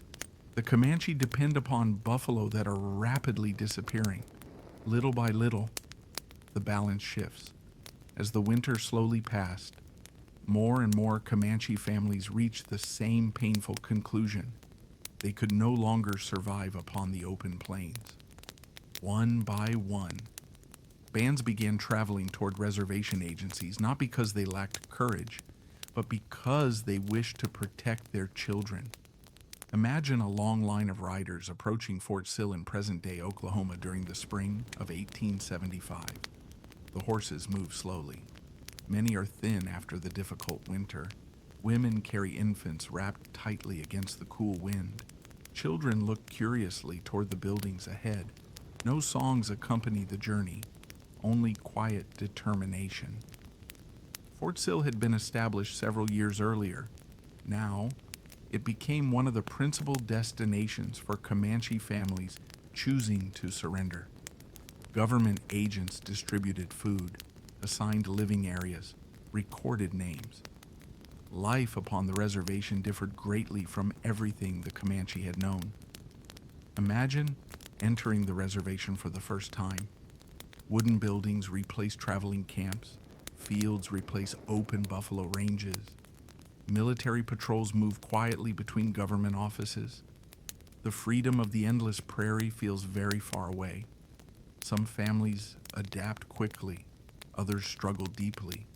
Everyone understands that a remarkable chapter of history is ending. Quanah Parker held out longer than most.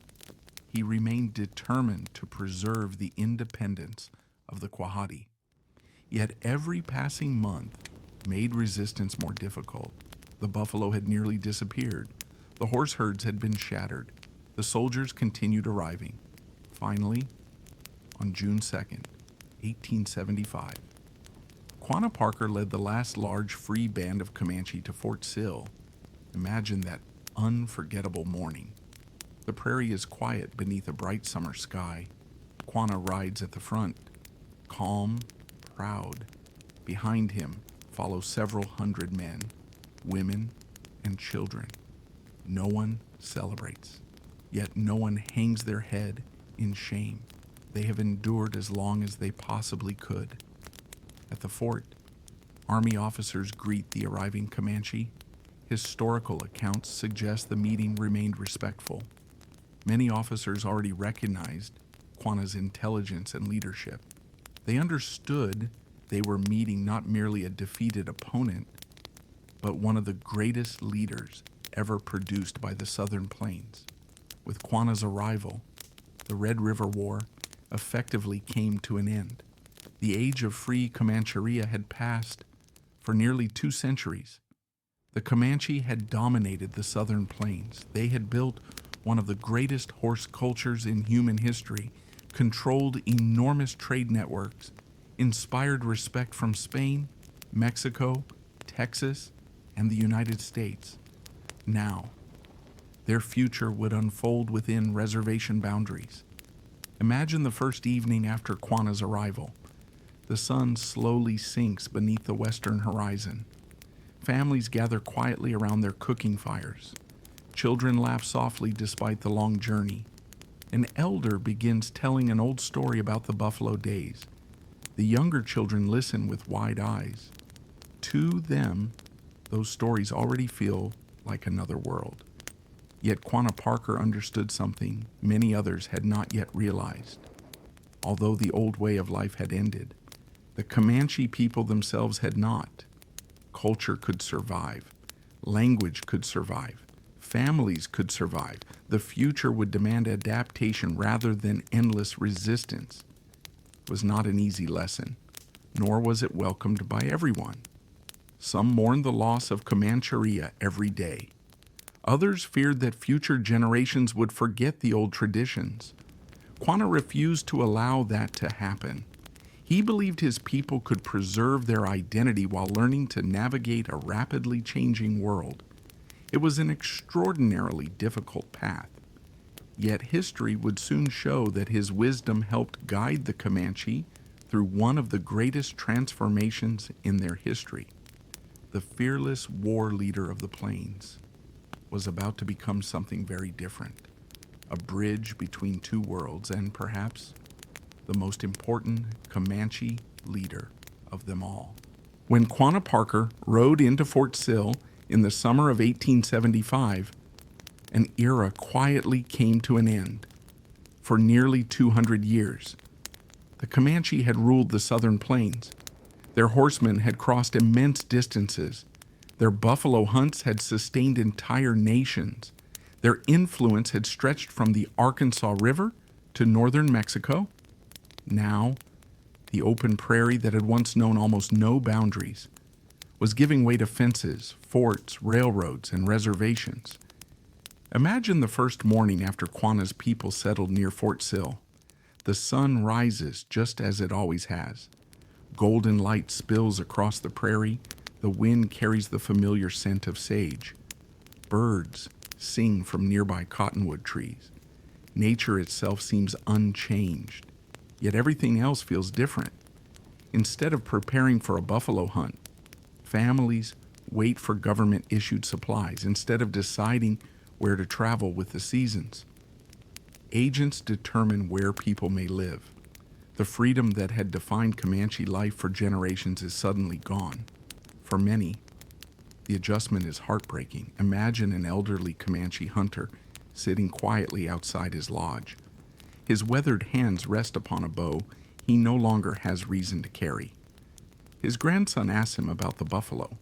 The old man smiles gently. He begins describing great herds that once covered the prairie like moving storms. The child listens with wonder. To him, those stories already sound almost like legends. Yet Quanah Parker understood something that many others struggled to accept. The old way of life could not simply be restored. The buffalo were nearly gone. The military forts were permanent. The railroads continued expanding. No single battle could change those realities. If the Comanche people were to survive, they would have to adapt. Imagine Quanah walking quietly through the reservation one evening. Children play nearby. Women prepare meals. Men discuss the uncertain future.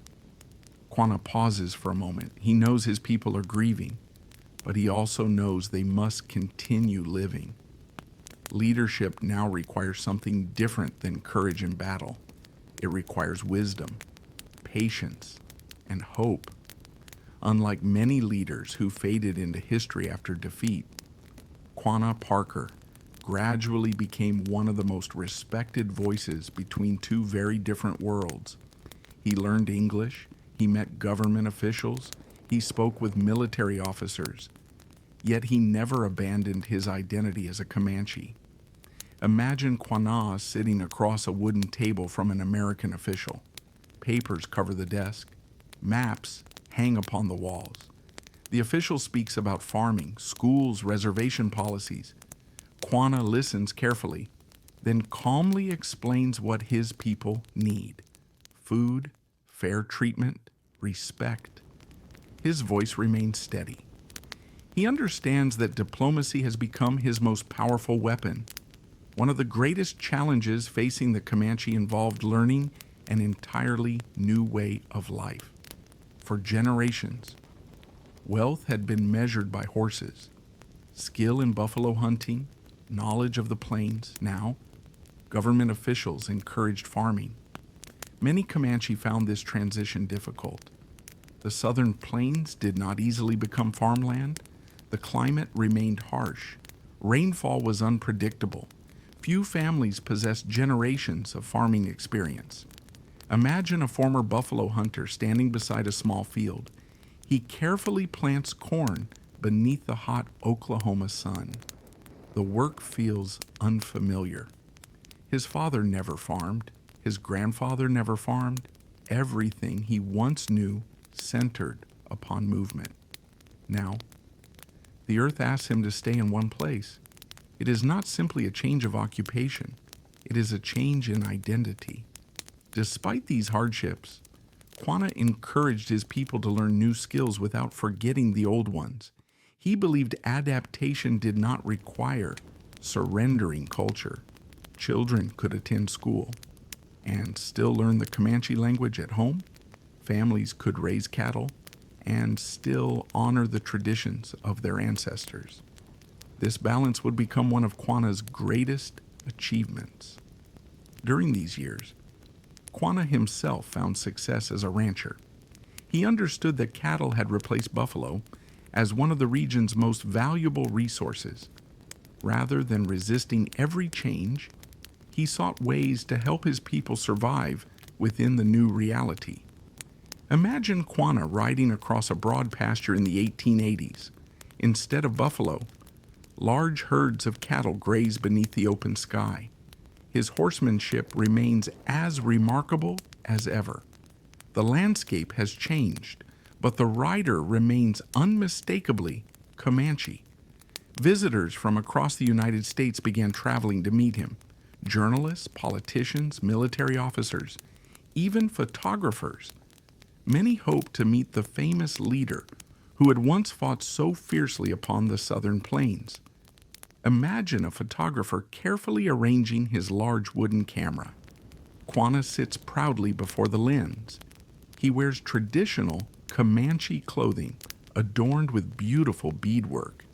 Yet nearby stands a comfortable ranch house built in the American style. The photograph captures two worlds meeting in one remarkable life. Quanah also became known for his generosity. Guests arriving at his home were welcomed warmly. Meals were shared, stories exchanged. Old friendships, even with former enemies, sometimes grew from mutual respect. Many Army officers who had once campaigned against the Comanche later spoke highly of Quanah, not because they had forgotten the past, but because they admired his leadership during peace as much as during war. Imagine an evening gathering at Quanah's Star House, his famous home near Cache, Oklahoma. The sun slowly sets across the prairie. Visitors sit together upon the porch. Some are Comanche elders, others are American officials. Children laugh somewhere in the distance. Conversation flows easily. History has not erased old wounds, but it has created new opportunities for understanding. Still, not every challenge disappeared. Reservation life remained difficult. Government policies often changed unexpectedly. Traditional ceremonies sometimes faced restrictions. Economic hardships continued affecting many families. The memory of the buffalo days never faded. Imagine an elder quietly singing an old Comanche song beneath the stars. His grandchildren listen beside him. The language remains beautiful, the melody ancient. Although the world around them has transformed, the spirit of the people continues. Language becomes resistance. Stories become survival. Memory becomes strength. As the 19th century slowly drew toward its close, the Comanche nation stood transformed. The empire of Comanchería no longer existed, yet the people endured. They adapted without completely forgetting who they were. Much of the credit belonged to Quanah Parker. His willingness to bridge cultures helped preserve traditions that might otherwise have been lost. The greatest victory of his life was not won upon a battlefield. It was won through resilience, through patience, and through an unwavering determination that the Comanche people would continue into the future. Our journey now approaches its final chapter. There, we'll leave behind the battles and the hardships and reflect upon the enduring legacy of the Comanche nation, a people whose story did not end with the fall of their empire, but continues across the Great Plains even today. As the 19th century slowly came to an end, the southern Great Plains looked very different from the land the Comanche had once known. The endless buffalo herds had disappeared. Railroads stretched across the prairie. Towns stood where seasonal camps had once gathered. Barbed wire fences crossed ancient trails that generations of Comanche riders had followed beneath the open sky. The empire of Comanchería had passed into history, but the Comanche people had not. Imagine standing upon the prairie around the year 1900. The wind still moves through the tall grass, cottonwood trees still line the rivers. The sun still rises each morning over the distant horizon. Nature remembers. Even when people believe the past has vanished, children still laugh beside their families. Elders still tell stories. The land still whispers. History has changed, but life continues. Quanah Parker remained one of the most respected Native American leaders in the United States. His influence extended far beyond the Comanche nation. Government officials often sought his advice. Journalists traveled great distances to interview him. Visitors from around the country came to meet the man who had once ridden freely across Comanchería. Yet those who knew Quanah personally often remembered something different. Not simply his reputation, but his kindness, his generosity, and his remarkable ability to bring people together. Imagine arriving at Quanah's Star House on a warm Oklahoma evening. The large home stands proudly against the fading sunset. Nearby, children chase one another through the grass. Guests arrive on horseback and by wagon. Some are Comanche families, others are ranchers, military officers, politicians, even curious travelers from distant cities. Quanah greets each visitor warmly. Food is shared. Stories fill the evening air. Although the frontier wars belong to the past, the conversations now focus upon the future. Quanah believes something deeply important. The Comanche could adapt to a changing world without surrendering who they were. He encouraged education, supported economic opportunity, welcomed useful new ideas, yet he also insisted that the language, the traditions, and the spirit of the Comanche people must never be forgotten. Imagine Quanah sitting quietly beside a campfire with several children. One asks about the great buffalo hunts. Another wonders what the plains looked like before fences. Quanah smiles. He begins describing a time when the earth trembled beneath millions of buffalo, when riders could travel for weeks without seeing a single fence, when the stars above the prairie seemed even brighter than they do today. The children listen carefully. Perhaps they will never know that world firsthand, but through stories, they will carry its memory forward. On February 23, 1911, Quanah Parker passed away. He was believed to be about 60 years old. His death marked the passing of the last great chief of the Comanche. Thousands mourned him. Both native and non-native communities recognized that an extraordinary leader had been lost. He was buried at Fort Sill, and many years later, His remains were respectfully reinterred at the Chief's Knoll Cemetery near Cache, Oklahoma, where he rests today beside members of his family. Yet the story of the Comanche did not end with Quanah. Far from it. Throughout the 20th century, Comanche families worked tirelessly to preserve their heritage. Their language continued to be spoken. Traditional songs were passed to younger generations. Artists created breathtaking beadwork, leatherwork, and paintings inspired by centuries of history. Ceremonies continued, family gatherings remained strong. Imagine attending a modern Comanche powwow on a warm summer evening. The sun slowly sets beyond the Oklahoma prairie.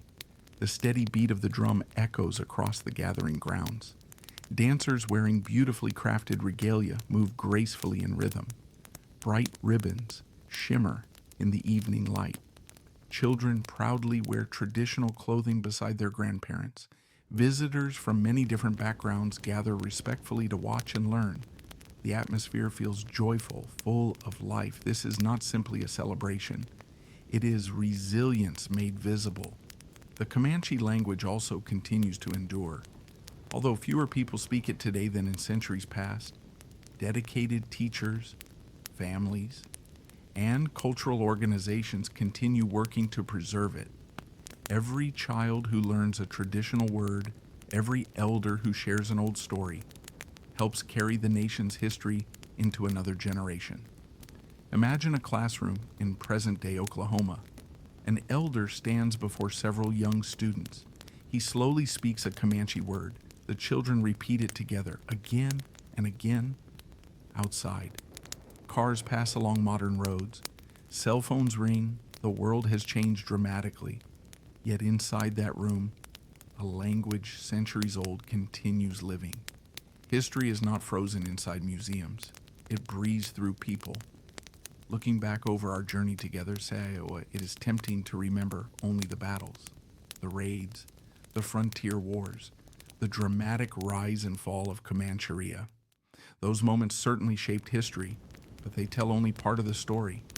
The Comanche were also gifted horse breeders, remarkable traders, loving parents, talented artists, wise storytellers, careful diplomats, and extraordinary survivors. For nearly 2 centuries, they built one of the most powerful indigenous societies ever seen in North America. Not through towering castles, not through massive cities, but through courage, adaptability, and an unmatched understanding of the Great Plains. Perhaps that is the greatest lesson their history offers. Strength is not measured only by victories in battle. True strength can also be found in resilience, in preserving culture during difficult times, in teaching children where they came from, in refusing to let memory disappear. Imagine once more standing alone upon the southern plains. The evening sun hangs low above the western horizon. Golden light washes across the endless grass. A gentle breeze carries the scent of wild sage. Somewhere far away, a meadowlark sings its final song of the day. For just a moment, close your eyes.